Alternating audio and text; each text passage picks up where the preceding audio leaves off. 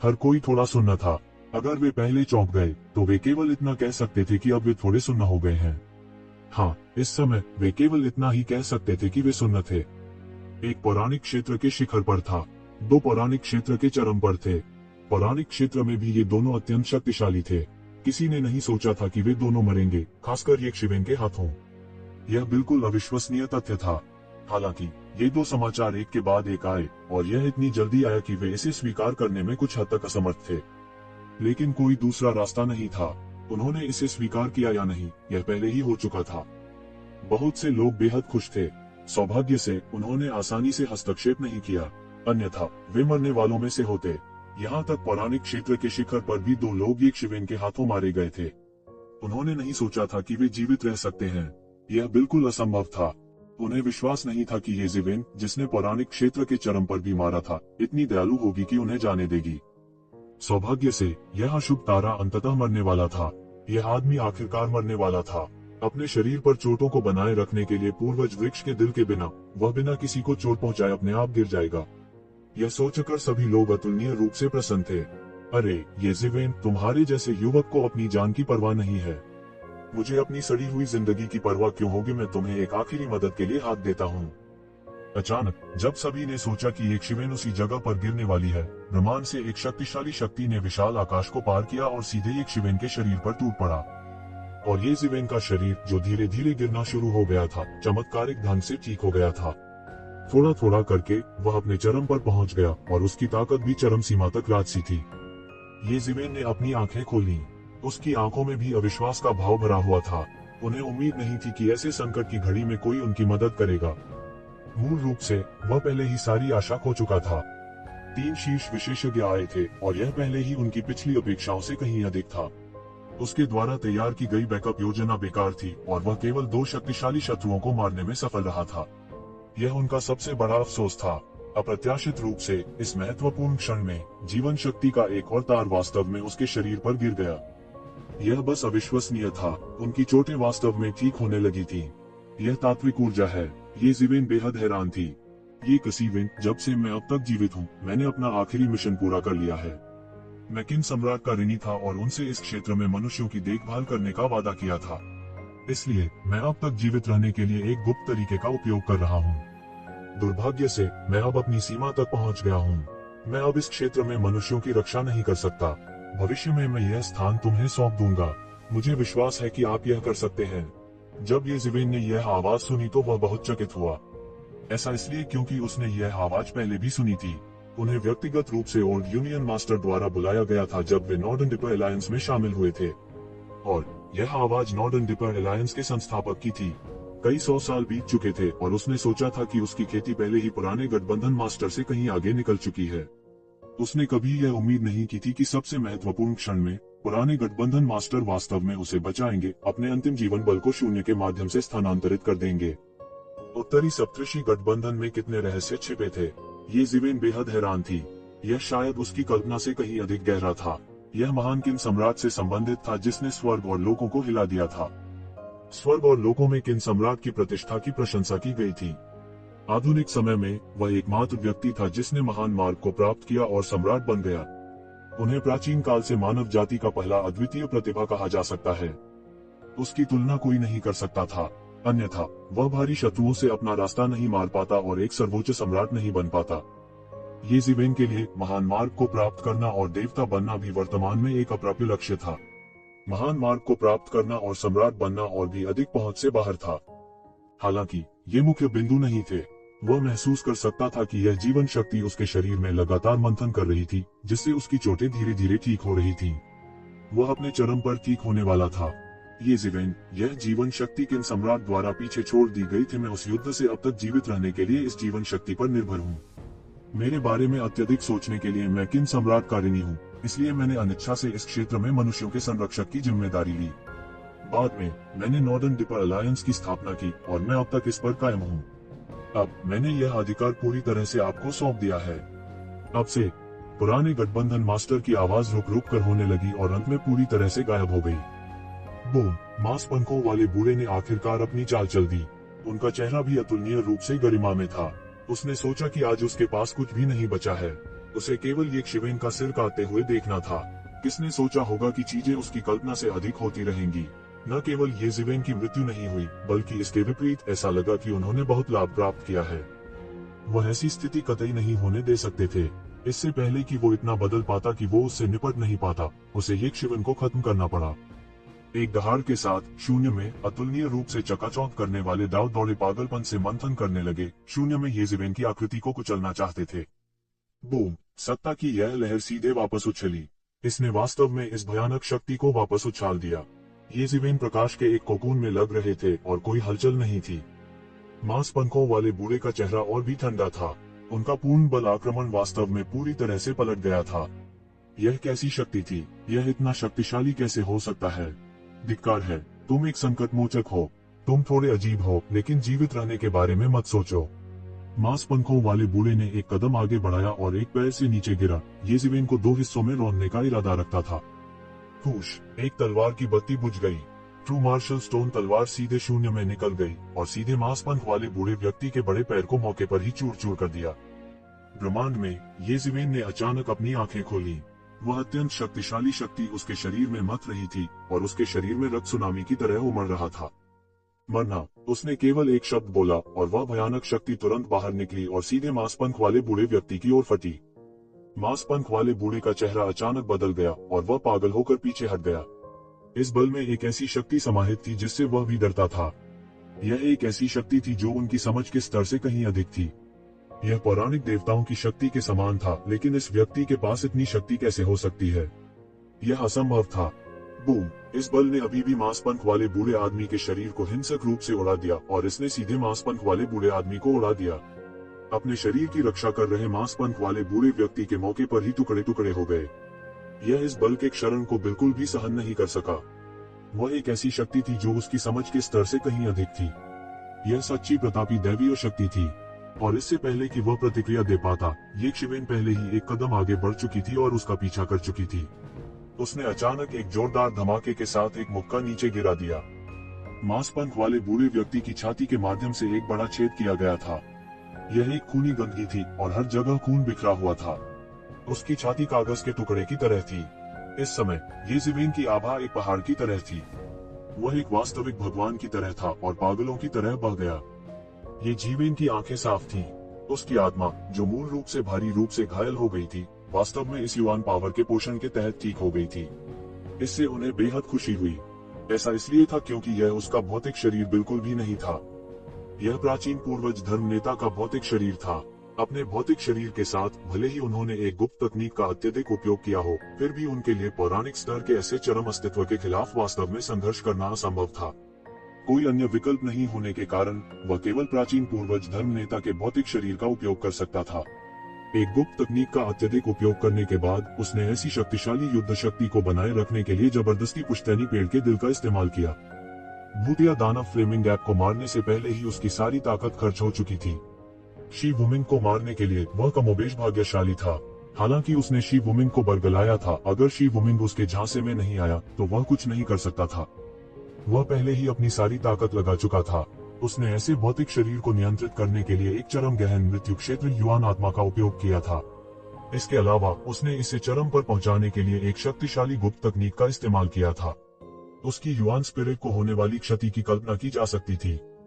उसकी युवान स्पिरिट खतरनाक दर से खपत हो रही थी। इस लड़ाई के बाद भले ही उसके भौतिक शरीर को कोई नुकसान न हुआ हो, उसकी युवान आत्मा पूरी तरह से नष्ट हो जाएगी। यह मरने के बराबर था। वह इस लड़ाई में मरने का संकल्प लेकर आए थे। ऐसी चीजें थी जो एक आदमी को करनी चाहिए और नहीं करनी चाहिए। वह निर्मम हो सकता है, लेकिन कुछ जिम्मेदारियां ऐसी थी जिन्हें वह नहीं छोड़ सकता था। ट्रू मार्शल डोमेन में अरबों जीवन थे और वह उनकी आखिरी उम्मीद हो सकता है। मूल रूप से उसने सोचा कि वह बर्बाद हो गया था। किसने सोचा होगा कि वह वास्तव में पुराने गठबंधन मास्टर द्वारा बचा लिया जाएगा। पौराणिक सम्राट किन से आई यह युवान आत्मा उनके शरीर में बढ़ी, जिससे प्राचीन पूर्वज धर्म नेता के भौतिक शरीर का पतन रुक गया। यद्यपि इसे हमेशा के लिए बनाए नहीं रखा जा सकता था, प्राचीन पूर्वज धर्म नेता के भौतिक शरीर को पहले ही चरम सीमा तक धकेल दिया गया था। जब तक यह युवान आत्मा समाप्त हो जाएगी, यह स्वतः ही ढह जाएगी। हालांकि इतना समय उनके लिए काफी था। वास्तव में उसे जो आश्चर्य हुआ वह यह था कि उसकी युवान आत्मा को वास्तव में जीवन की युवान क्यूई द्वारा पोषित किया गया था। न केवल यह अपनी मूल स्थिति में वापस आ गया, बल्कि यह एक कदम और आगे बढ़ गया, जिससे उसकी युवान आत्मा को देवत्व के साथ विलय करने की अनुमति मिली, जिससे उसकी युवान आत्मा को एक आश्चर्यजनक परिवर्तन से गुजरना पड़ा। एक ही सांस में उन्होंने गहन मृत्यु क्षेत्र के शिखर से पोवान क्षेत्र में कदम रखा था। हालांकि यह केवल युवान आत्मा का परिवर्तन था, लेकिन जब भौतिक शरीर और युवान आत्मा के परिवर्तन की बात आती है तो युवान आत्मा भौतिक शरीर की तुलना में कहीं अधिक कठिन थी। अब जब उन्होंने इस सबसे कठिन कदम को पार कर लिया था, तो पोवान क्षेत्र में कदम रखने से कुछ ही समय पहले की बात थी। न केवल उसे मरने की आवश्यकता नहीं थी, बल्कि उसकी खेती में भी सुधार हुआ था। उसने केवल यह महसूस किया कि उसका मन स्पष्ट था, स्वर्ग अब भी उसकी बात जोड़ रहा था और उसने उसे नहीं छोड़ा था। मरना, उसने जोर से दहाड़ मारी। उसने अपने हाथ में ट्रू मार्शल स्टोन तलवार पकड़ी और मांसल पंखों वाले बूढ़े व्यक्ति के 2 टुकड़े कर दिए। उनकी अभिव्यक्ति शांत थी, हालांकि अभी भी कई दिग्गज विशेषज्ञ थे। वह जानता था कि डेमिगॉड्स के बीच लड़ाई समाप्त हो गई थी। किंवदंती क्षेत्र विशेषज्ञ बिना किसी अपवाद के डेमिगॉड क्षेत्र विशेषज्ञ थे। उनके लिए वे पौराणिक देवताओं के दायरे में कदम रखने से केवल आधा कदम दूर थे। गहन दुनिया में बिना किसी अपवाद के वे सभी अस्तित्व थे जो शिखर पर खड़े थे। अपने हाथ की एक लहर के साथ वे गहन संसार को उल्टा कर सकते थे। हालांकि उनमें अलग अलग स्तर थे। बिना किसी संदेह के जिन 3 विशेषज्ञों को येज़ेबेल ने मारा था, वे शीर्ष अस्तित्व थे। वे सबसे मजबूत थे। वे डाउ कन्फर्मिंग के प्रसिद्ध क्षेत्र में प्रवेश करने से बस थोड़ा ही दूर थे। वे अजेय शख्सियत थे। येज़ेबेल की निगाहें बेहद ठंडी थी, क्योंकि उन्होंने लीजेंड विशेषज्ञों को अंधेरे में छिपे हुए देखा। येज़ेबेल की बर्फीली चमक ने महापुरुषों के विशेषज्ञों को भयभीत कर दिया। बूम! एक अतुलनीय ठंडी दहाड़ निकली। तब ब्रह्मांड के शून्य में असंख्य भूत हृदय अग्नि शून्य में प्रकट होने लगे। इस समय सभी ने महसूस किया कि उनके बीच में घोस्ट हॉट फायर अरे स्थापित किया गया था। नहीं, यह कहा जाना चाहिए कि उसने इसे पहले ही सेट कर दिया था। उसने अभी इसे सक्रिय नहीं किया था। पूरी व्यू रचना में एक भयानक भावना थी जिससे वे भय से कांपने लगे। असीम जबरदस्ती कुचल दी गई। यह किस तरह का सरनी है? मैं एक किंवदंती विशेषज्ञ हूँ। यह सरनी मुझ पर जबरदस्ती कैसे पैदा कर सकती है? असंभव। मुझे विश्वास नहीं होता। मैं बिल्कुल विश्वास नहीं करता। कितनी क्रूर योजना है। यहाँ तक सबसे खतरनाक समय में भी येज़ेबेल का इरादा पूरे व्यू को सक्रिय करने का नहीं था। वह हम सभी को एक झटके में पकड़ना चाहता है। क्या शातिर योजना है। येज़ेबेल ने सभी की ओर रुखाई से देखा। उसकी टकटकी ठंडी और भावहीन थी। उसने एक गहरी सांस ली। उन्हें उम्मीद नहीं थी कि वह इस सरनी को सक्रिय करने के लिए अभी भी जीवित रहेंगे। दरअसल यह घोस्ट हॉट फायर एरे उनका तुरुप का पत्ता था। यदि वह हार गया तो यह व्यू टू मार्शल यूनिवर्सिटी का अंतिम उपाय होगा। इन दिग्गज विशेषज्ञों में से हर एक बेहद अत्याचारी था। उनमें से सबसे कमजोर व्यक्ति के पास भी पूरी सच्ची मार्शल दुनिया को नष्ट करने की पर्याप्त शक्ति थी। यहाँ तक 6 पैरों वाले मकड़ी के राक्षस के पास इन भयानक विशेषज्ञों को रोकने का कोई तरीका नहीं था जो उन पर पागलपन से हमला कर रहे थे। इसलिए यदि वे अपने पीछे भविष्य की कोई परेशानी नहीं छोड़ना चाहते थे, तो वे उनमें से एक को भी जाने नहीं दे सकते थे। अन्यथा यह एक पूर्ण आपदा होगी। यही कारण है कि उसने उन्हें यहाँ आकर्षित किया था और आत्मा की संरचना को यहाँ रखा था। केवल एक चीज की उसने उम्मीद नहीं की थी कि वह जीवित रहते हुए आत्मा निर्माण को सक्रिय करने में सक्षम होगा। जब से उसने नेद डेविल फ्लेमिंग एप, शी वुमिंग और मांसल पंखों वाले बूढ़े आदमी को देखा, उसने सारी आशा खो दी थी। उसे डर था कि जब तक वह जीवित रहेगा तब तक वह आत्मा निर्माण को सक्रिय नहीं कर पाएगा। दुनिया वास्तव में अप्रत्याशित थी। किसने सोचा होगा कि अंत में वही विजयी होगा? इसने पूरी दुनिया की संरचना को पूरी तरह से बदल दिया। येज़ेबेल, तुम क्या करने की कोशिश कर रहे हो? मुझे मत बताओ कि तुम हम सभी को मारना चाहते हो। एक प्रसिद्ध विशेषज्ञ एक ही समय में चकित और क्रोधित था। क्या आप नहीं जानते कि कौन सी ताकतें हमारे पीछे खड़ी हैं? अगर आप हमें छूने की हिम्मत करते हैं तो आपके पास अच्छा जीवन नहीं होगा। यह सही है। यह मत सोचो कि तुम इस तरह की युद्ध शक्ति को हमेशा के लिए बनाए रख सकते हो। आप जल्दी या बाद में अस्वीकार कर देंगे। जब वह समय आएगा तो वह तुम्हारी मृत्यु होगी। कई मिथ्रियलम विशेषज्ञों ने इसमें भाग लिया। येज़ेबेल के चेहरे पर एक तिरस्कारपूर्ण मुस्कान आ गई। ये ऊंचे मिथक क्षेत्र के विशेषज्ञ अतुलनीय रूप से अहंकारी थे और उन्होंने उसे बिल्कुल भी अपनी आंखों में नहीं डाला। लेकिन अब उनकी भी ऐसी हालत हो गई थी। यह वाकई हास्यास्पद था। तो क्या हुआ अगर ये लोग मिथक क्षेत्र विशेषज्ञ थे? वे अभी भी मौत से डरते थे। आप उस समय के आने तक इंतजार नहीं कर पाएंगे। येज़ेबेल की अभिव्यक्ति बहुत ठंडी थी। उसने एक मुहर पर चुटकी ली और पूरा घोस्ट हॉट फायर फॉर्मेशन घूमने लगा। उसके भीतर एक राक्षसी शक्ति निरंतर मंडरा रही थी। Boom boom. बूम! अत्यधिक तेज आवाजें सुनाई दी और मिथक क्षेत्र के कई विशेषज्ञ स्पष्ट रूप से अपने शरीर पर एक राक्षसी शक्ति को कुचलते हुए महसूस कर सकते थे। इसने उनकी आत्माओं में अपना रास्ता बना लिया, उनकी आत्माओं को हवा में विस्फोट करने का कारण बनाना चाहता था। ये जीवेन, तुम एक भयानक मौत मरोगे। ये जीवेन, हम भूत बन जाने पर भी तुम्हें जाने नहीं देंगे।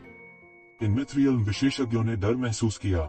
वे अब यह सोचने की हिम्मत नहीं कर रहे थे कि एक शिवेन उन्हें डराने की कोशिश कर रही थी। क्या मजाक! वह मिथक क्षेत्र के चरम पर एक भयानक अस्तित्व का वध भी कर सकता था। ऐसा व्यक्ति कोमल हृदय कैसे हो सकता है? मैं जीवित लोगों से नहीं डरता, अकेले भूतों को। ये जीवेन ने उपहास किया।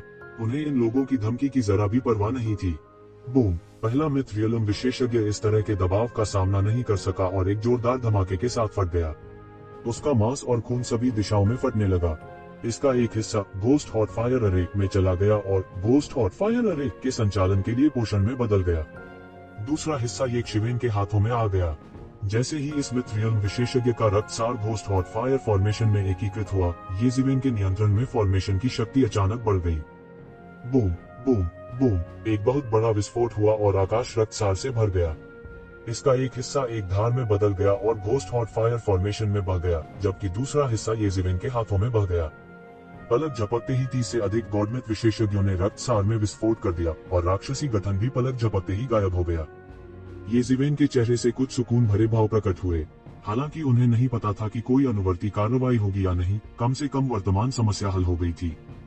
Crack crack! एक शिवेन के शरीर पर दरारें दिखाई देने लगी जो अभी तक बरकरार थी। वह इंच बिखर गया, लेकिन उसके चेहरे पर मुस्कान थी। फिर उन्होंने सीधे अपना हाथ बढ़ाया और संघनित नोबल ब्लड एसेंस नदी को ट्रू मार्शल स्कूल में डाल दिया। बूम! 30 से अधिक मिथरियल विशेषज्ञों में से येजिवेन का शरीर भी एक पल में फट गया। ट्रू मार्शल स्कूल में कहीं येजिवेन गुप्त क्षेत्र में पालथी मारकर बैठी थी और अचानक मुंह से खून निकल आया। उसके चेहरे पर थोड़ी लाचारी झलक रही थी। प्राचीन पूर्वज धार्मिक नेता ने अपनी रक्षा के लिए अपने शरीर का उपयोग किया, लेकिन फिर भी इसने उनके शरीर को चोट पहुंचाई।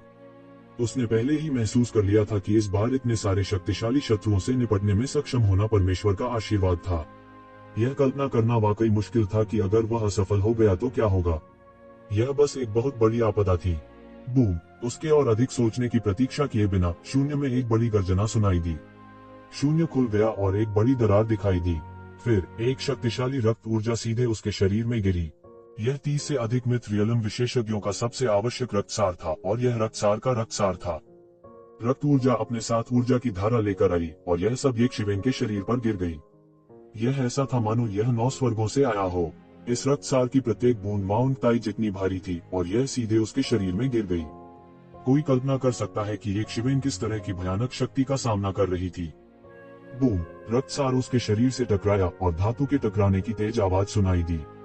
उसने अपने दांत पीस लिए, अपनी आंखें खोली और ऑब्जर्विंग पर्सन स्क्रिप्चर का संचालन किया। इस ऊर्जा को अपने शरीर में जबरन एकीकृत किया।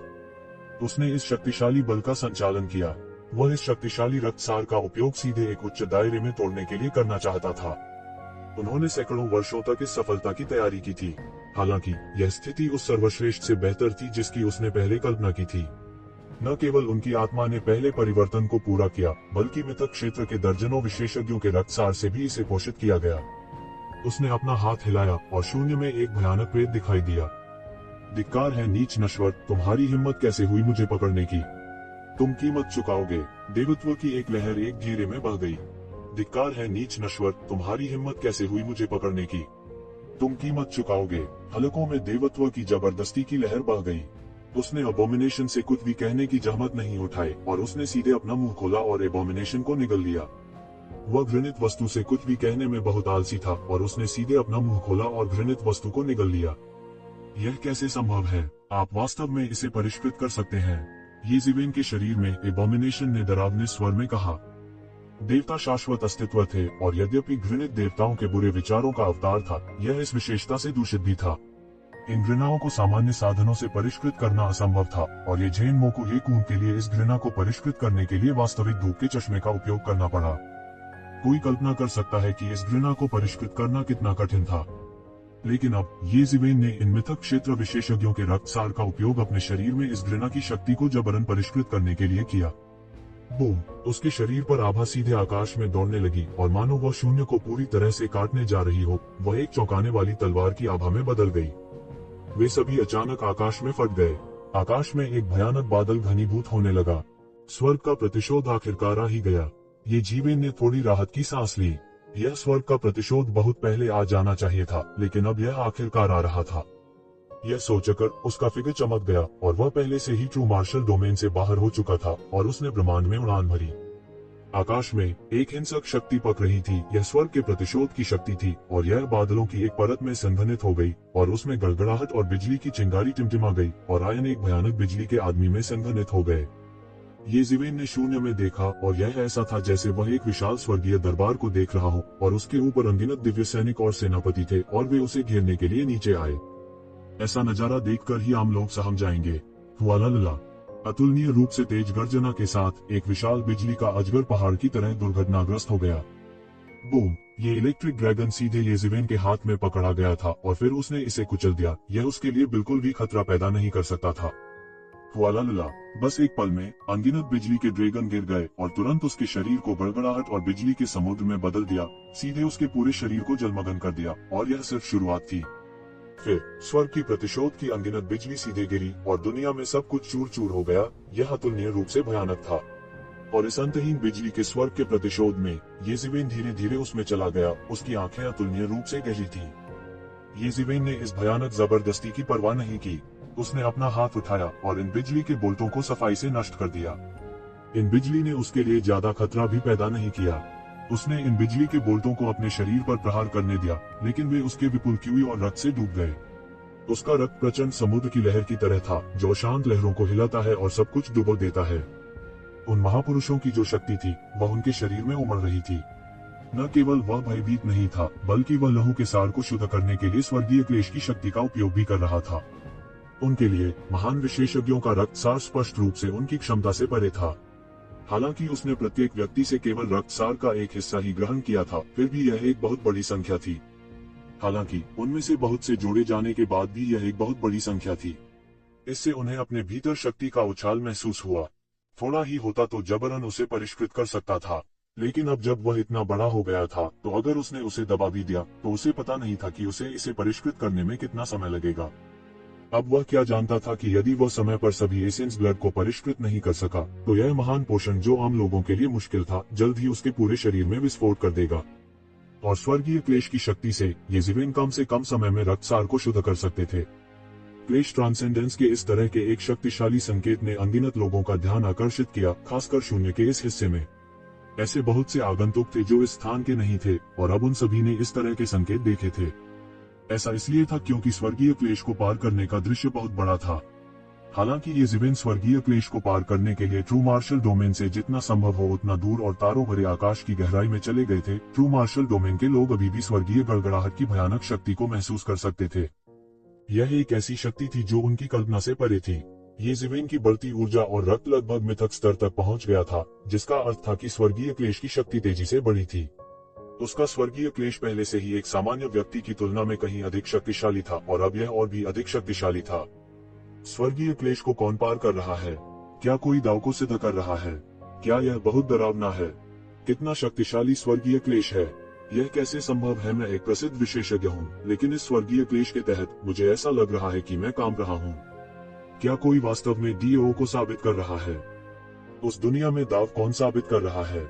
मैं देखना चाहता हूँ। सभी प्रकार के विशेषज्ञ उस जगह की ओर बढ़ने लगे जहाँ येजीवेन स्वर्गीय क्लेश को पार कर रही थी। उस समय यह खबर नहीं फैली थी कि येजीवेन ने दर्जनों दिग्गज विशेषज्ञों को मार डाला है, इसलिए लोग इस क्षेत्र की ओर भागने लगे। खासकर जो ज्यादा दूर नहीं थे, उनकी रफ्तार बेहद तेज थी। थोड़े ही क्षण में वे पहले ही इस ब्रह्मांड में पहुंच चुके थे और इस ब्रह्मांड के दृश्य से पूरी तरह से चौंक गए थे। हर कोई मूल रूप से हास्यास्पद रूप से शक्तिशाली स्वर्गीय क्लेश से आकर्षित था, लेकिन यहाँ पहुँचने के बाद पहली चीज जो उन्होंने देखी वह हास्यास्पद रूप से शक्तिशाली स्वर्गीय क्लेश नहीं थी, बल्कि ब्रह्मांड में टूटे हुए नियम थे। यह टूटी दीवारों और जर्जर दीवारों के दृश्य जैसा था। यहाँ एक पृथ्वी बिखरने वाली लड़ाई हुई थी। शून्य में अभी भी एक भयानक आभा थी, और बाहर बिखरा हुआ कुछ रक्तसार अभी भी ऊर्जा की आश्चर्यजनक मात्रा को बनाए रखता था। और जो बात उन्हें और भी ज्यादा डराती थी वह यह थी कि टूटी हुई दीवारों पर खून का सार सिर्फ एक व्यक्ति का नहीं था। हालांकि वे बहुत शक्तिशाली थे और वे सभी महान विशेषज्ञ थे, लेकिन उनमें से कोई भी एक जैसा नहीं था। एक कठिन भावना के बाद उन्होंने पाया कि दर्जनों विशेषज्ञ थे और यहाँ तक पौराणिक स्तर के चरम पर सबसे भयानक विशेषज्ञों में से 3 का खून खून के छींटे थे। अचानक उनके दिमाग में एक भयानक दृश्य कौंध गया। ये दर्जनों प्रसिद्ध विशेषज्ञ थे और उनमें से कोई एक अस्तित्व था जो रहस्यमय दुनिया में हवा को बुला सकता था और बारिश को बुला सकता था। यहाँ तक पौराणिक स्तर के शिखर के अस्तित्व को भी रहस्यमय दुनिया में एक बड़े शॉट के रूप में माना जाता था और इस युग में जहाँ देवता प्रकट नहीं हुए थे, ऐसी शक्ति अभूतपूर्व मानी जाने के लिए पर्याप्त थी। और ऐसे विशेषज्ञ वास्तव में यहाँ मर गए, यह केवल अकल्पनीय था। हालांकि यह उस स्थान पर केवल थोड़ा सा खून बिखरा हुआ था, इसने इन लोगों को उस समय की स्थिति के बारे में सोचने से नहीं रोका। किस तरह की दुखद लड़ाई वास्तव में मौके पर ही दर्जनों दिग्गज विशेषज्ञों का सफाया कर सकती है। क्या ऐसा हो सकता है कि उनका सामना पौराणिक देवताओं से हुआ हो? यह एकमात्र स्पष्टीकरण था, केवल वह अस्तित्व जो देवता बन गया था ऐसा अद्भुत युद्ध रिकॉर्ड बना सकता था। वे बस एक झंझट में थे। एक बार जब यहाँ दर्जनों शक्तिशाली दिग्गज विशेषज्ञों के मरने की खबर फैल गई, तो पूरी रहस्यमय दुनिया में खलबली मच जाएगी और हर कोई पागल हो जाएगा। दर्जनों शक्तिशाली दिग्गज विशेषज्ञों का विनाश स्वर्ग बंजर भूमि महल जैसे विशालकाय को नष्ट करने के लिए पर्याप्त था और यह एक तूफान को भड़काने के लिए पर्याप्त था। पागल, वे सचमुच पागल हो रहे थे। युद्ध के अनगिनत दुखद दृश्यों की कल्पना करने के बाद उन्होंने स्वर्गीय क्लेश के केंद्र की ओर देखा। वह अस्तित्व जो एक ईश्वर के समान था, स्वर्गीय क्लेश में चल रहा था और वास्तव में सकुशल था। वह भयानक स्वर्गीय क्लेश, केवल वह दबाव जो उसने उत्सर्जित किया था, ने सभी को घुटने टेकने के लिए बेकाबू होने का आग्रह किया, विशेष रूप से कुछ दिग्गज विशेषज्ञ जो दौड़ पड़े। वे बस बेहोश होने ही वाले थे। हालांकि वे बता सकते थे कि यह पोवान क्षेत्र में कदम रखने का स्वर्गीय क्लेश था, लेकिन उन्होंने निष्कर्ष निकालने की हिम्मत नहीं की। हालांकि जिस बात ने वास्तव में उन्हें निष्कर्ष निकालने की हिम्मत नहीं दी, वह यह थी कि उन्होंने हजारों वर्षों में इस तरह के भयानक डेमिगोड क्लेश के बारे में कभी नहीं सुना था कि वे हजारों वर्षों तक जीवित रहे थे। थंडर आपदा में पृथ्वी, अग्नि, जल और हवा के मंथन की शक्ति एक मिथक विशेषज्ञ को लगभग अलग कर सकती है, जो अभी अभी पोवान क्षेत्र में प्रवेश किया था। उल्लेख नहीं करने के लिए उन्होंने यह भी देखा कि थंडर आपदा में आकाशीय बिजली के अनगिनत सैनिक थे। ये स्वर्गीय सैनिक गर्जना करते हैं और उस व्यक्ति की ओर दौड़ते हैं। गड़गड़ाहट की आवाज स्वर्ग और पृथ्वी को हिलाती है। यह एक अलग प्रकार का स्वर्गीय क्लेश था और यह उस प्रकार का नहीं था जिसे वे आमतौर पर देख सकते थे। इतना भयानक स्वर्गीय क्लेश देखने की तो बात ही क्या, उन्होंने इसके बारे में सुना भी नहीं था। विशेष रूप से वे दिग्गज विशेषज्ञ, वे एक बार पोवान क्षेत्र में कदम रखने के स्वर्गीय क्लेश को पार कर चुके थे। वह स्वर्गीय क्लेश पहले से ही बहुत शक्तिशाली था और यह लगभग कहा जा सकता है कि जीवित रहना लगभग असंभव था, लेकिन इस स्वर्गीय क्लेश की तुलना में यह कुछ भी नहीं था। यह किस प्रकार का राक्षस है? यह इतना भयानक क्यों है? मैं बेहोश होने वाला हूँ। मैं इस भयानक स्वर्गीय क्लेश के बारे में सोचने की भी हिम्मत नहीं करता। भले ही मैं अब पौराणिक क्षेत्र में प्रवेश कर चुका हूँ, अगर यह मुझे मारता है तो भी मैं गंभीर रूप से घायल हो जाऊंगा। कौन है ये शख्स? वह एक अद्वितीय प्रतिभा होना चाहिए, अन्यथा ऐसा भयानक स्वर्गीय क्लेश होना असंभव है।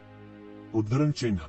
इसके बाद एक और भी चौंकाने वाला दृश्य हुआ। जैसे कि बिजली की विपत्ति ने उसे पर्याप्त नहीं मारा, सियान आकृति सीधे क्लेश के बादलों में चली गई। उनकी आंखें लगभग बाहर निकल आई थी, यह सोचकर कि उन्होंने गलत देखा है। किसी ने वास्तव में क्लेश के बादलों में भागने का साहस किया। साधारण लोग जितना संभव हो सके बादलों से दूर जाने के लिए इंतजार नहीं कर सकते थे। उन्होंने कभी किसी को बादलों में भागने की हिम्मत के बारे में नहीं सुना था। एक पागल, बस एक पागल। क्लेश के बादलों में कानून के तहत संघनित बिजली की अनगिनत बिजली एक बिजली के महल में बदल गई। येज़िवेन के ऊपर आकाश में दिखाई दी और फिर नीचे गिर गई। ऐसा लग रहा था जैसे येज़िवेन के शरीर पर उसी जगह बमबारी की गई हो। इससे भी अधिक अप्रत्याशित बात यह थी कि येज़िवेन बिल्कुल भी नहीं डरी। उसने सीधे अपनी मुट्ठी बाहर उड़ा दी। उसकी दिव्यता भयानक तेज से ओतप्रोत थी। उसने स्वर्गीय महल की बमबारी की भी परवाह नहीं की। उसने कमजोरी का जरा सा भी संकेत नहीं दिखाया। बजना, पूरा स्वर्गीय महल हिंसक रूप से हिल गया, उसे बिल्कुल भी दबाने में असमर्थ। वह स्वर्गीय बिजली सैनिकों के अंदर और बाहर अपना रास्ता बनाता रहा। आकाशीय बिजली का कोई भी सैनिक उसके एक भी वार का सामना नहीं कर सका। उस समय उसे लड़ने के लिए अपनी ताकत पर भरोसा करने की भी जरूरत नहीं थी। इसके विपरीत वह बस अपने द्वारा मारे गए मिथक विशेषज्ञों के क्यूई और रक्त को उधार ले रहा था। इसलिए हर बार जब उसने हमला किया तो क्यूई और रक्त की एक शक्तिशाली नदी 3000 मील तक बह गई, जो बेहद शानदार थी। हालांकि ये बिजली की टुकड़ी येज़िवेन की तुलना में कई गुना अधिक अत्याचारी थी, फिर भी यह पर्याप्त नहीं था। खासकर जब येज़िवेन ने लगभग बिना किसी संयम के क्यूई और रक्त का उपयोग किया, तो पूरा दृश्य लगभग एक तरफा नरसंहार लग रहा था। उसकी मुट्ठी की परछाइयों के बीच सभी बिजली की टुकड़ियों को मौके पर ही तोड़ दिया गया था और आकाश को भरने वाली ऊर्जा भी उसके द्वारा अवशोषित कर ली गई थी, जिसका उपयोग वह खुद को पोषण देने के लिए करता था।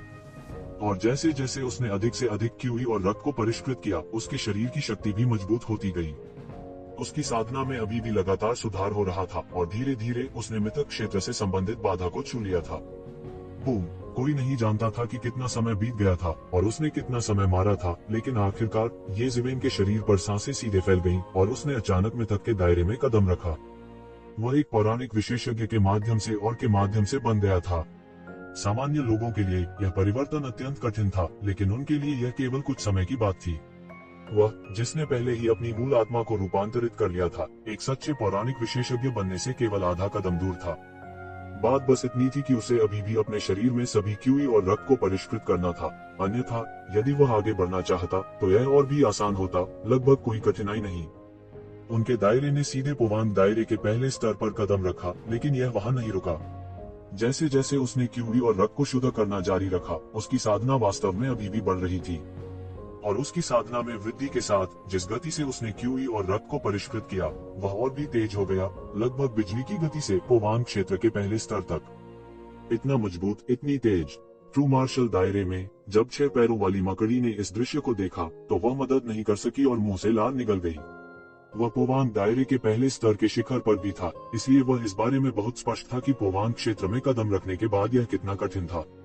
वह नहीं जानता था कि पोवांग क्षेत्र के पहले स्तर में सही मायने में कदम रखने के लिए कितने वर्षों की साधना करनी पड़ी थी, लेकिन ये ज़िवेन ने वास्तव में इसे इतनी आसानी से किया। वह बस एक राक्षस था।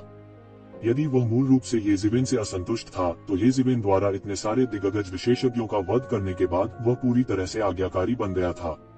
यह विशेष रूप से 3 शिखर गॉडमिथ्स के बारे में सच था। जहाँ तक उनका संबंध था, वे सभी पौराणिक हस्तियां थीं, और यद्यपि वे सभी देवी देवता थे, उनके बीच का अंतर स्वर्ग और पृथ्वी के बीच के अंतर जैसा था। एक सांस में उनका जिक्र भी नहीं हो सकता था। ऐसी आकृतियां लगभग देवताओं से भिन्न नहीं थीं, लेकिन फिर भी वे अभी भी यक्षवेन से हार गए थे। इसके अलावा यह एक करारी हार थी। कोई सोच सकता है कि इस मामले ने उसे कितना चौंका दिया। वो यक्षवेन के प्रति कोई विश्वासघाती विचार रखने की हिम्मत कैसे कर सकता था। यह तथ्य कि ये ज़िवेन अपने क्लेश को पार कर रही थी, उसे और भी डरा गया। हर कोई जो गॉडमिथ स्तर तक पहुंच गया था, वह स्वर्ग को हिला देने वाला, धरती को हिला देने वाला नायक था, और उन सभी ने विषम स्वर्गीय क्लेशों को पार कर लिया। लेकिन ये ज़िवेन की तुलना में उसने जिस विषम स्वर्गीय क्लेश को पार किया था, वह उसकी तुलना में फीका था। वे समान स्तर के भी नहीं थे। पृथ्वी, अग्नि, जल और वायु का ऐसा स्वर्गीय क्लेश, इसे देखने का तो कहना ही क्या, उसने कभी इसके बारे में सुना भी नहीं था। इसलिए वह नहीं बता सकता था कि ये ज़िवेन किस तरह के स्वर्गीय क्लेश का सामना कर रही थी। हालांकि वह केवल इतना जानता था कि ऐसा व्यक्ति निश्चित रूप से एक अद्वितीय प्रतिभा है। उनकी भविष्य की उपलब्धियां असीमित थीं। शायद वह वास्तव में देवताओं के दायरे में कदम रख सकता है और एक अमर देवता बन सकता है। यदि ऐसा होता तो ऐसी अद्वितीय प्रतिभा का अनुसरण करने से स्वाभाविक रूप से उसे बहुत लाभ होता। यह अपने दम पर मेहनत करने से बेहतर था। बाहरी दुनिया के लिए वह एक महान विशेषज्ञ थे जो हवा को बुला सकते थे और बारिश को बुलावा दे सकते थे, लेकिन उसके दिल की कड़वाहट सिर्फ वही जानता था। पौराणिक क्षेत्र में वह सिर्फ एक साधारण व्यक्ति थे। वह सबसे नीचे भी था। उनकी कोई प्रतिष्ठा नहीं थी। अगर वो यक्षवेन द्वारा पीटे जाने की नाराजगी को एक तरफ रख सकता है और इस तरह के आंकड़े का पालन कर सकता है, तो यह स्वाभाविक रूप से अच्छा होगा। उनके दिल में एक फैसला था। वह सिर्फ एक सामान्य व्यक्ति थे। एक सामान्य व्यक्ति की तुलना यक्षवेन जैसे राक्षस से कैसे की जा सकती है। यह सोचकर उनका मूड अचानक काफी अच्छा हो गया। ये ज़िवेन की ची और खून अभी भी उबल रहे थे। पौराणिक क्षेत्र में प्रवेश करने के बाद उनकी ताकत ने पृथ्वी को हिलाकर रख देने वाली प्रगति की थी।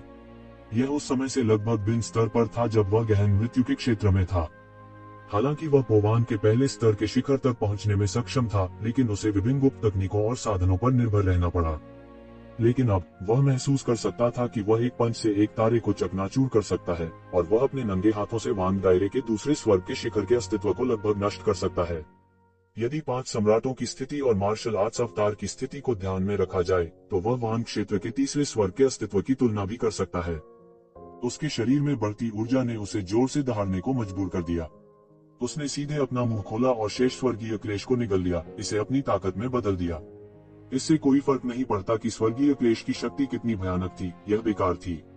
यह उसके द्वारा पूरी तरह से वश में कर लिया गया था। हालांकि वह अभी भी थोड़ा उदास था। पोवान क्षेत्र के पहले स्वर्ग के शिखर पर कदम रखने के बाद स्वर्ग का प्रतिशोध समाप्त हो गया था और कोई नया स्वर्ग का प्रतिशोध पैदा नहीं हुआ था। रक्तसार को परिष्कृत करना जारी रखने के लिए स्वर्ग की परीक्षा की शक्ति का उपयोग करना उसके लिए पर्याप्त नहीं था। उसने मूल रूप से पोवान क्षेत्र के दूसरे स्वर्ग में एक झपट्टा मारने की योजना बनाई थी, लेकिन अब कोई दूसरा रास्ता नहीं था। हालांकि पोवान दायरे के साथ वह एक सच्चे दिग्गज गुरु भी थे। यदि वह रक्तसार को परिष्कृत करना चाहता था, हालांकि इसमें अभी भी कुछ समय लगेगा, यह उतना कठिन नहीं था जितना कि जब वह अभी भी गहन मृत्यु क्षेत्र में था। उसके शरीर ने धीरे धीरे देवत्व उत्पन्न करना शुरू कर दिया था। लगभग उस समय जब स्वर्ग का प्रतिशोध गायब हो गया, उसने अपनी दिव्यता उत्पन्न करना शुरू कर दिया। अचानक उनके चेहरे पर खुशी के भाव उभरे। किसी को यह जानना चाहिए कि यद्यपि वह देवत्व का पोषण कर सकता था, वह ऐसा केवल एक विशेष ईश्वर स्तर की शक्ति तकनीक की मदद से ही कर सकता था। वह स्वयं देवत्व उत्पन्न नहीं कर सकता था। सैकड़ों वर्षों के शोधन के बाद जिस देवत्व का पोषण किया गया था, वह लंबे समय तक उसके साथ एकीकृत हो चुका था। लेकिन आखिरकार यह उनकी अपनी दिव्यता नहीं थी, बल्कि दानव देवताओं की थी।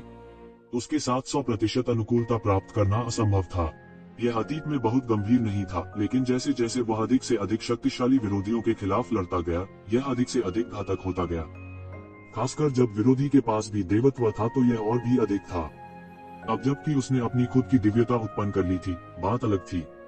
देवत्व एक ऐसी क्षमता थी जो केवल देवताओं के पास हो सकती थी, और यह देवताओं की अमरता का मूल था। उस समय जब देवत्व उत्पन्न हुआ, वह लगभग महसूस कर सकता था कि उसके शरीर में छिपी कुछ चोटें देवत्व के पोषण के तहत धीरे धीरे ठीक हो रही थी। एक देवता का शरीर परिपूर्ण था और ऐसी छिपी हुई चोटें मौजूद होना असंभव था, और दिव्यता सबसे बड़ी कुंजी थी। और जब इस देवत्व का उपयोग फीनिक्स पुनर्जनन तकनीक के संयोजन में किया गया, तो प्रभाव और भी आश्चर्यजनक था। किंवदंती, यह वह शक्ति है जो किंवदंती की है। रसातल दानव भगवान, मेरी प्रतीक्षा करो। उसकी आंखें असामान्य रूप से तेज हो गईं। पोवान दायरे में कदम रखने के बाद वह रसातल दानव भगवान के करीब एक कदम था, लेकिन वह तेजी से अपने और रसातल दानव भगवान के बीच की खाई को महसूस कर सकता था। यदि कोई वास्तव में लेजेंड रियलम में कदम नहीं रखता है, तो कोई वास्तव में यह नहीं समझ सकता है कि लेजेंड रियलम विशेषज्ञ कितना भयानक था। निश्चित रूप से उसके लिए गहन मृत्यु क्षेत्र के चरम पर एक लीजेंड रियलम विशेषज्ञ को हराने में सक्षम होने के लिए यह केवल एक सुपर जीनियस था जो केवल 10,000 वर्षों में एक बार प्रकट हुआ था। इसकी गणना आम लोगों की स्थिति के आधार पर नहीं की जा सकती थी। स्वर्ग के प्रतिशोध को वापस लेने के बाद येज़ेबेल ने तुरंत महसूस किया कि पहले से ही कई विशेषज्ञ उसकी जासूसी कर रहे थे। वह शांत रहा और उसके पैरों के नीचे सुनहरी लहरों की परतें दिखाई देने लगी। एक पल में वह पहले ही सबके सामने गायब हो गया था। फिर वह ट्रू मार्शल स्कूल लौट आया। छोटे भाई, क्या तुम ठीक हो? क्या तुमने पोवान क्षेत्र के स्वर्ग के प्रतिशोध को पार कर लिया है? हुआंग वूजी तुरंत वहां पहुंचे। ट्रू मार्शल स्कूल में केवल वही एक था जो येज़ेबेल की पृष्ठभूमि के बारे में जानता था।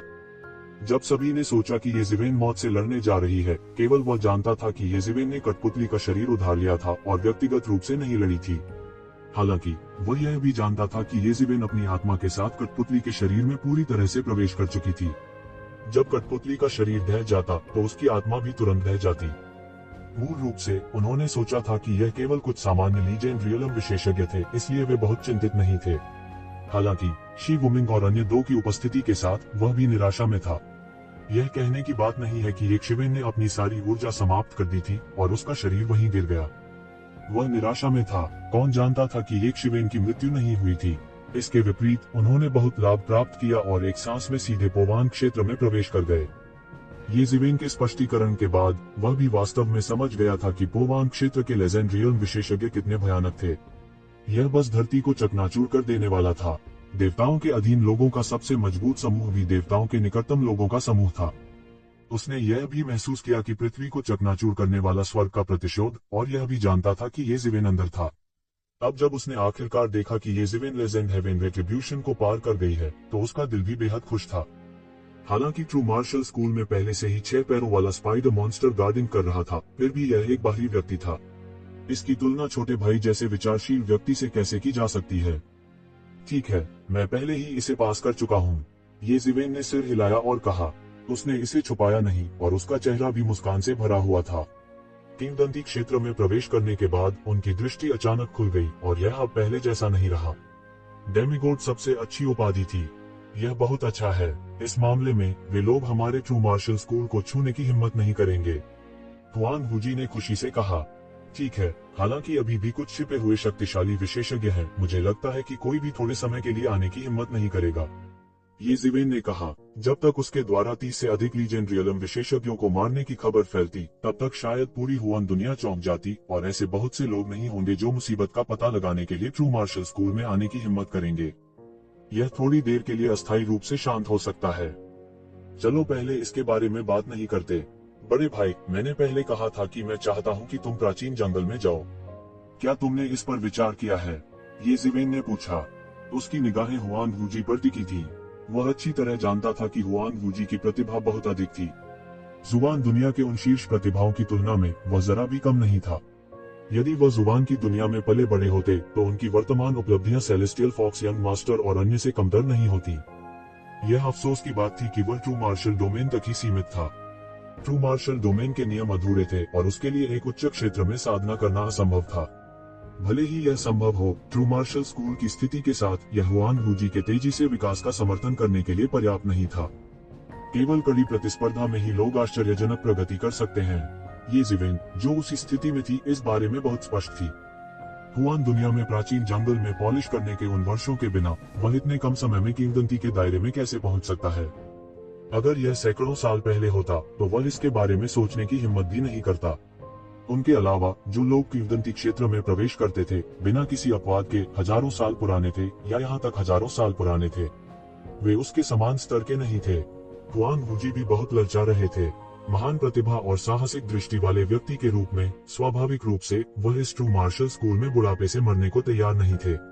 अगर वह इसके बारे में पहले से नहीं जानते तो ठीक था। अब जबकि उसके सामने ये ज़िवेन जैसा रोल मॉडल था, तो उसका दिल कैसे नहीं ललचा सकता था। अतीत में ये ज़िवेन उससे थोड़ा ही मजबूत थी। सैकड़ों वर्षों के बाद ये ज़िवेन इस स्तर तक बढ़ गया था कि वह देखने के योग्य भी नहीं था। यह सिर्फ इतना था कि ट्रू मार्शल स्कूल में उनके बहुत अधिक प्रयास शामिल थे और वह निश्चिंत नहीं हो सकते थे। ये ज़िवेन ने उस पर नजर डाली और उसे पता था कि वह क्या सोच रहा है। वह मदद नहीं कर सकता था, लेकिन कह सकता था, यदि वरिष्ठ भाई ट्रू मार्शल स्कूल के बारे में चिंतित हैं, तो आपको इसकी आवश्यकता नहीं है। आप सीनियर ब्रदर के शिष्य को ट्रू मार्शल स्कूल को संभालने दे सकते हैं। इस अवधि के दौरान ट्रू मार्शल स्कूल में कई प्रतिभाएं रही हैं। क्या आपको डर है कि आपको योग्य उत्तराधिकारी नहीं मिल सकता? छोटे भाई सही कह रहे हैं। मैं कुछ ज्यादा ही सोच रहा हूँ। हुआन वूजी हिचकिचाने वाले व्यक्ति नहीं थे और उन्होंने तुरंत अपना मन बना लिया। यह उसकी योजना थी। वास्तव में उनके मन में ट्रू मार्शल स्कूल के लिए भी गहरी भावनाएं थी, विशेष रूप से हुआन वूजी और अन्य लोगों के लिए। उनकी प्रतिभा उत्कृष्ट थी, स्वर्गीय फॉक्स के युवा मास्टर और अन्य से कम नहीं। ट्रू मार्शल स्कूल में उन्हें बर्बाद करना वास्तव में बेकार था। वह उन्हें एक व्यापक मंच प्रदान करना चाहता था। अधिक ऊंचाई पर खड़े होकर ही उनके विकास की बेहतर संभावना हो सकती है। इस घटना के जरिए उन्होंने इसके बारे में भी सोचा। पिछली बार जब ट्रू मार्शल स्कूल संकट में था तो वह वहां मौजूद था। इस बार भी उन्होंने ट्रू मार्शल स्कूल को बचाया, लेकिन अगली बार और उसके बाद के समय के बारे में क्या उसे हर बार व्यक्तिगत रूप से कार्रवाई करनी होगी? अगर वह सावधान नहीं होता तो ट्रू मार्शल स्कूल नष्ट हो जाता। चूंकि इस ब्रह्मांड की खोज हुआन दुनिया के लोगों द्वारा की गई थी, यह एक अपरिवर्तनीय तथ्य था कि विभिन्न बल इस ब्रह्मांड में प्रवेश करेंगे। अब जब रास्ता तलाशने के लिए कुछ ही विशेषज्ञ बचे थे, तो अगला कदम इस ब्रह्मांड में विभिन्न शक्तियों के प्रवेश का होगा। वह ट्रू मार्शल स्कूल में हमेशा के लिए नहीं रह सका। अगली बार के बारे में क्या? दूसरों पर भरोसा करने से बेहतर था खुद पर भरोसा करना। वह इस सिद्धांत को अच्छी तरह समझते थे। इसलिए ट्रू मार्शल स्कूल में विशेषज्ञों के एक समूह को तैयार करने का विचार पैदा हुआ। अगर हुआन वूजी भी पूरी तरह से परिपक्व हो जाते तो ये ज़िवेन को इतनी चिंता करने की जरूरत नहीं होती। इसके अलावा वह हुआन वूजी और अन्य लोगों को अपनी प्रतिभा बर्बाद करने और ट्रू मार्शल स्कूल में वृद्धावस्था में मरने की अनुमति नहीं दे सकता था। हुआन वूजी के अलावा कुछ लोग ऐसे भी थे जो उसके अवलोकन के लक्ष्य भी थे। इस मौके का फायदा उठाकर वह उन सभी को प्राचीन जंगल में ला सका। भविष्य में जब लोगों का यह समूह बड़ा हुआ तो वे उसके सहायक भी बन सकते थे। हालांकि वह उन्हें अभी नहीं देख सकता था, वे भविष्य में असीमित लाभ वाले बीजों का एक बैच थे। जिस तरह वह इस बारे में सोच रहा था कि प्राचीन जंगल में किसे लाया जाए, उसके दर्जनों दिग्गज विशेषज्ञों को मारने की खबर आखिरकार फैल गई। जैसे ही यह खबर फैली, इसने तुरंत पूरे हुआन वर्ल्ड में खलबली मचा दी। शुरुआत में किसी ने भी इस बात पर विश्वास नहीं किया क्योंकि यह बहुत ही हास्यास्पद था। यह बिल्कुल असंभव था। कुछ ही नहीं, दर्जनों प्रसिद्ध विशेषज्ञ, भले ही वह कुछ ही हो, उन्हें उनसे निपटने में सक्षम नहीं होना चाहिए। पोवांग दायरे के पहले स्तर पर एक दिग्गज विशेषज्ञ को मारना पहले से ही काफी अविश्वसनीय था। बहुत से लोगों के दिलों में येज़िविन दुनिया में लगभग एक अद्वितीय नायक थे, लेकिन नायक कितना भी मजबूत क्यों न हो, इस स्तर को हासिल करने में सक्षम होना पहले से ही सीमा थी। लेकिन किसी को उम्मीद नहीं थी कि वह वास्तव में दर्जनों मिथक विशेषज्ञों को मार सकता है। यह देखकर दुनिया बस हैरान रह गई। दर्जनों दिग्गज विशेषज्ञ, यहाँ तक स्वर्ग बंजर भूमि मंदिर जैसा विशाल, इससे ज्यादा कुछ नहीं था। ठीक उसी तरह वे सभी येशिवेन के हाथों मारे गए। यदि यह स्वर्ग बंजर भूमि मंदिर और दिव्य संघ होते जो येज़िविन के खिलाफ थे, तो वे शायद उसी जगह गिर जाते। हालांकि हेवन वेस्टलैंड पैलेस जैसी ताकतों के मुख्यालय पर हमला करना घात लगाने और कई पौराणिक विशेषज्ञों को मारने के समान नहीं था। इसने लोगों को इस तरह की तुलना करने से नहीं रोका।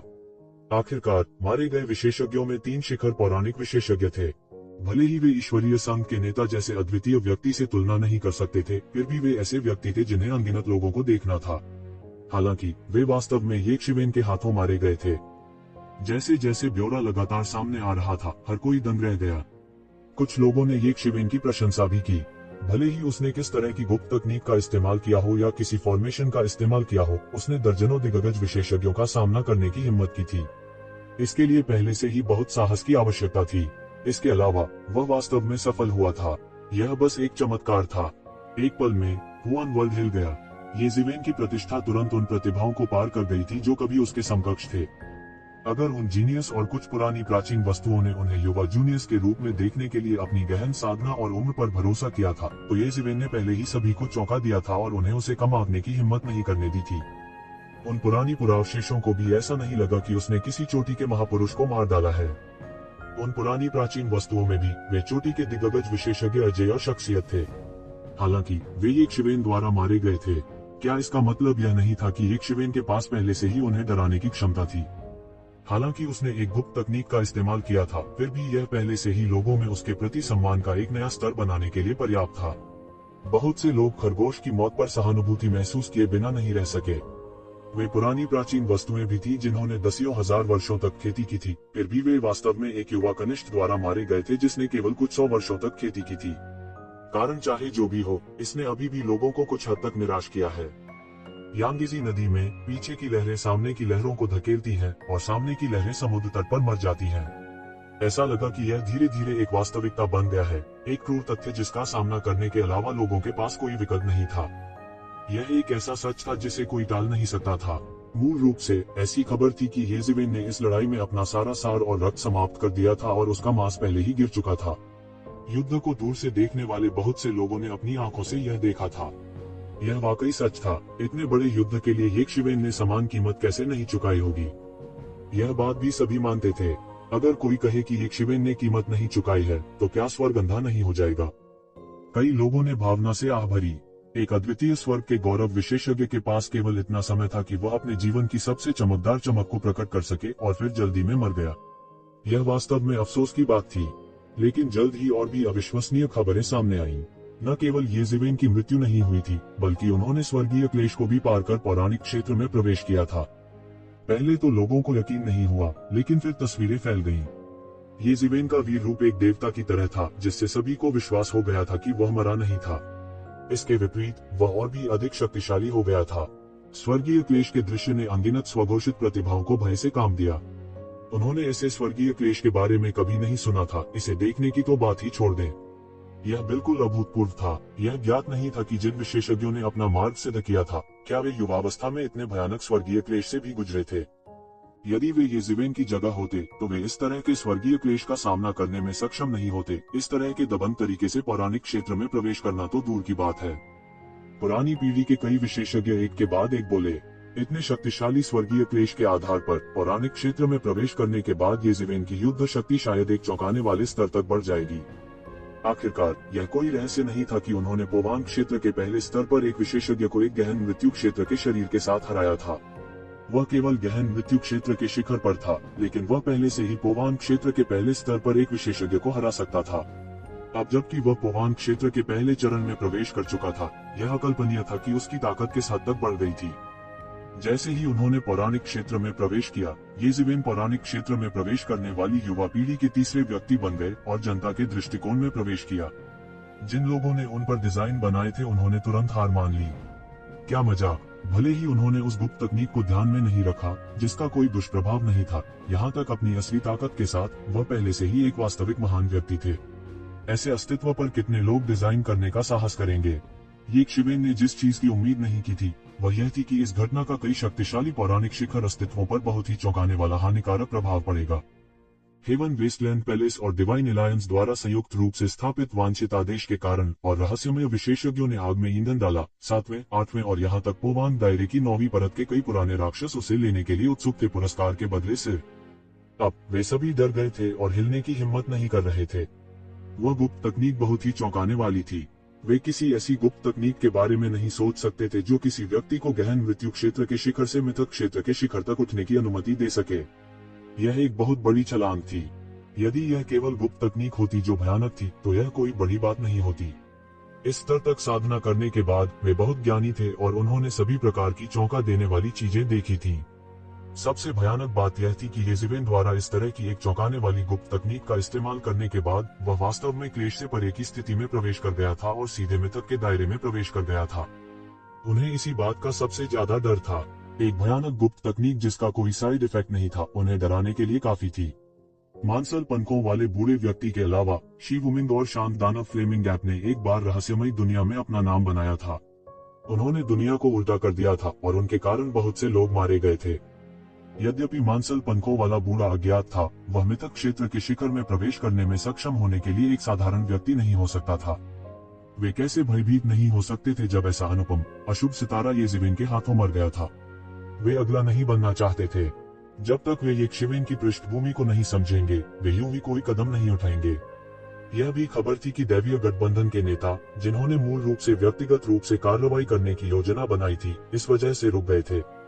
हालांकि यह केवल एक अफवाह थी जो जंगल की आग की तरह फैल गई थी। यह दिखाने के लिए काफी थी कि येज़ेबेल के मामले ने रहस्यमय दुनिया में कितनी बड़ी लहर पैदा कर दी थी। हालांकि यह येज़ेबेल की योजना नहीं थी, फिर भी यह पूरी तरह से एक संयोग था। इस मामले के कारण कई पुराने सनकी, जिन्होंने मूल रूप से कार्रवाई करने की योजना बनाई थी, बंद हो गए। वे पूरी तरह से डर गए। उसी समय रहस्यमय दुनिया में कहर बरपा रहे अलौकिक आगंतुकों को अचानक पता चला कि ब्रह्मांड में 2 महान अशुभ तारे प्रकट हुए हैं। एक स्टार कोलोसस था जो बेहद क्रूर था और रहस्यमय दायरे के विशेषज्ञ जो परेशानी पैदा कर रहे थे उसका कोई मुकाबला नहीं था। वे सब एक भूख में निगल गए। हजारों मील के पंखों वाला एक कुनपेंग भी था। जब इसने हमला किया तो अनगिनत लोग मारे गए।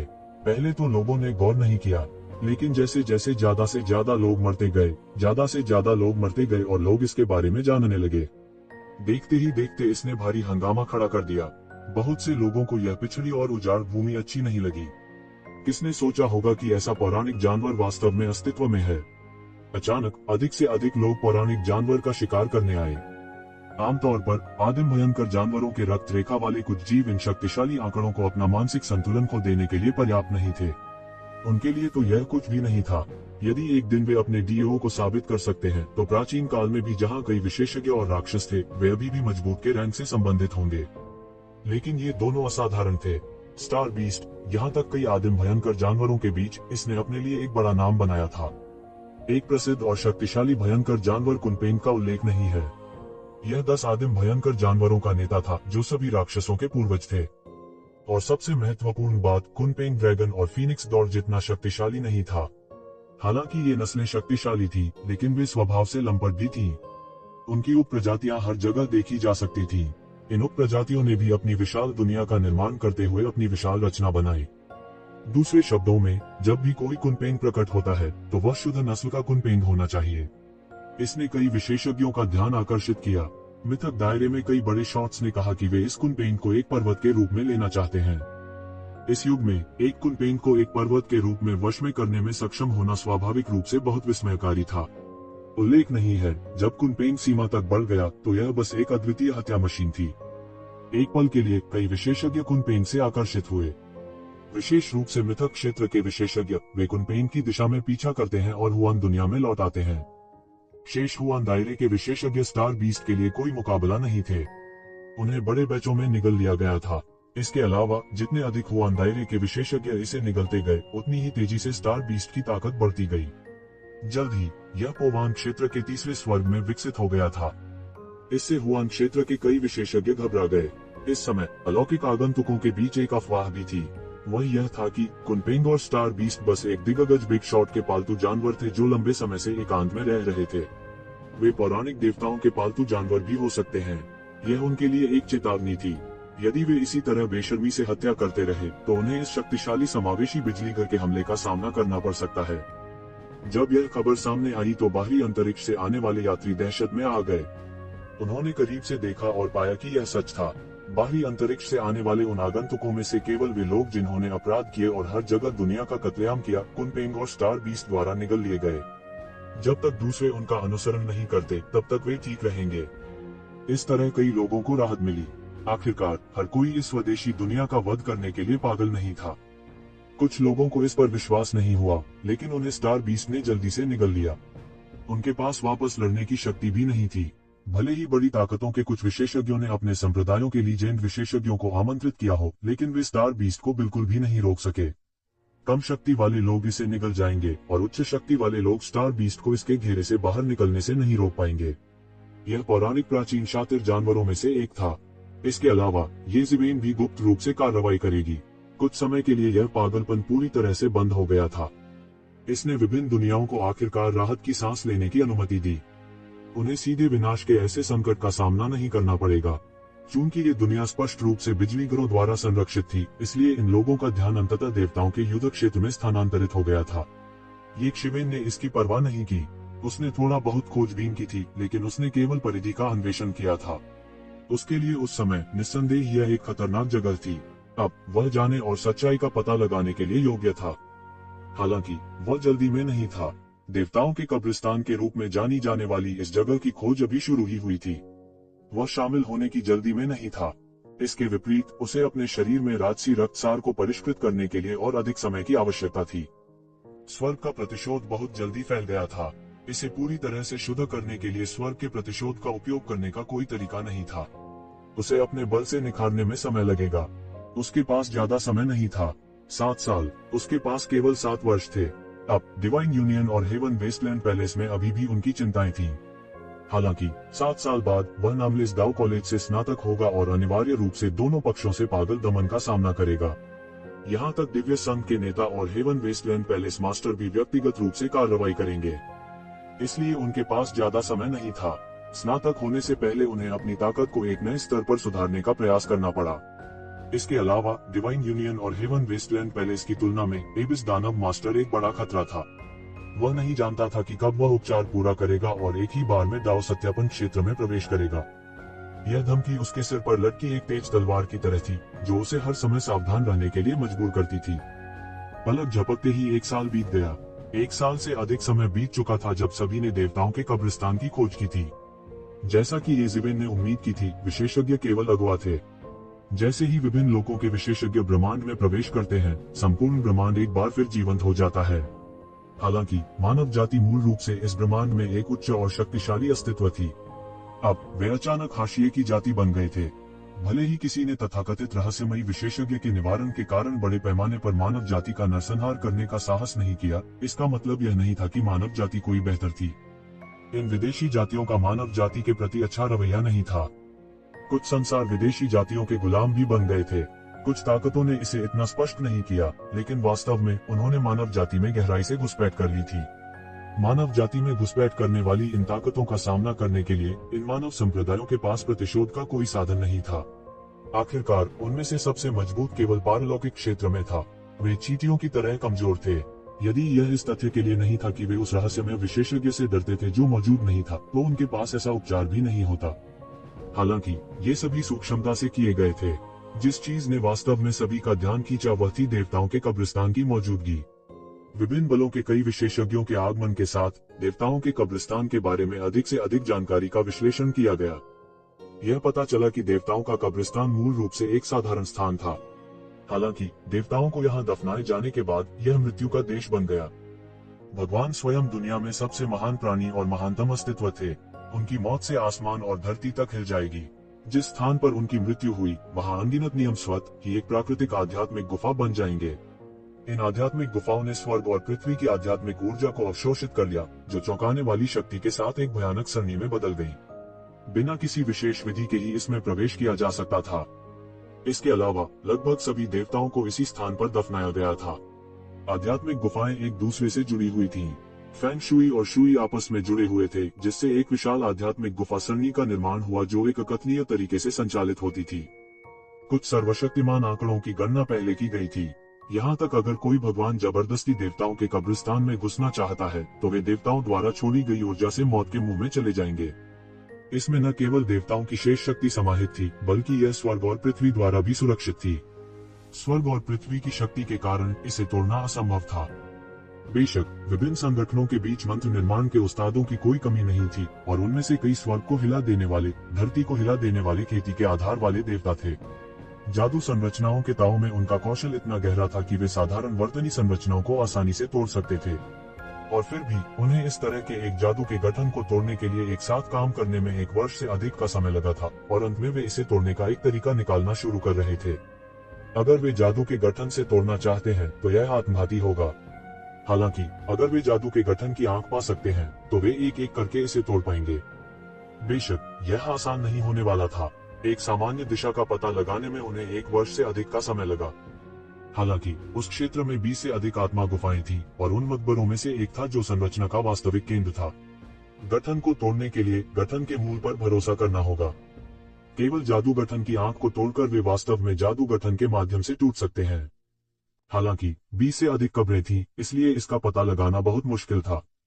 लेकिन फिर भी उन्होंने आखिरकार सभी प्रमुख ताकतों के समर्थन से मंत्र निर्माण की आंख को ढूंढ लिया।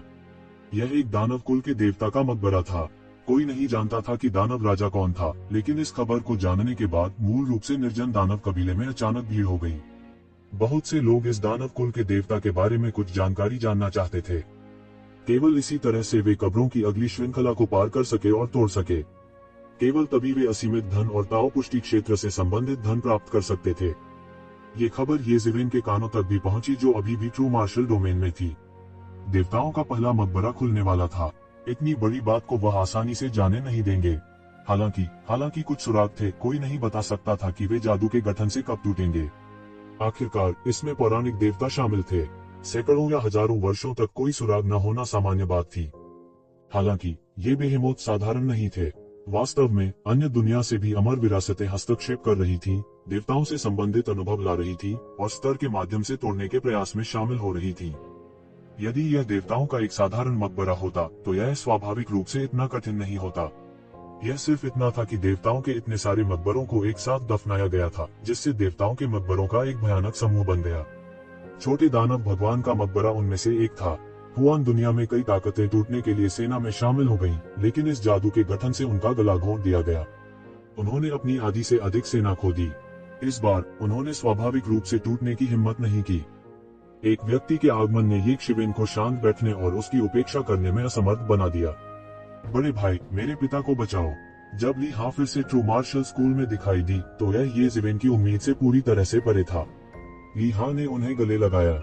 येज़ेविन महसूस कर सकती थी कि भले ही लिया का विकास सामान्य लोगों की तुलना में बहुत धीमा था, लेकिन वह इस समय एक छोटी लड़की नहीं थी। हालांकि बाद में लिया द्वारा लाई गई खबर ने उसकी भौहें चढ़ा दी। बड़े भाई, पिता ईश्वरीय दान दायरे में फंस गए हैं, लीहा ने उत्सुकता से कहा। वे सभी राक्षस हैं। अगर यह मेरी खेती के लिए पोवान क्षेत्र में प्रवेश करने में असमर्थ नहीं होता तो पिता को मेरे लिए दिव्य छर्रों को प्राप्त करने के लिए दिव्य दान क्षेत्र में जाने का जोखिम नहीं उठाना पड़ता। चिंतित लिया को सांत्वना देने के बाद येज़ेविन ने उससे जाना कि दिव्य दान क्षेत्र कोई साधारण जगह नहीं थी। यह कई दुनियाओं के बीच एक प्रसिद्ध स्थान था।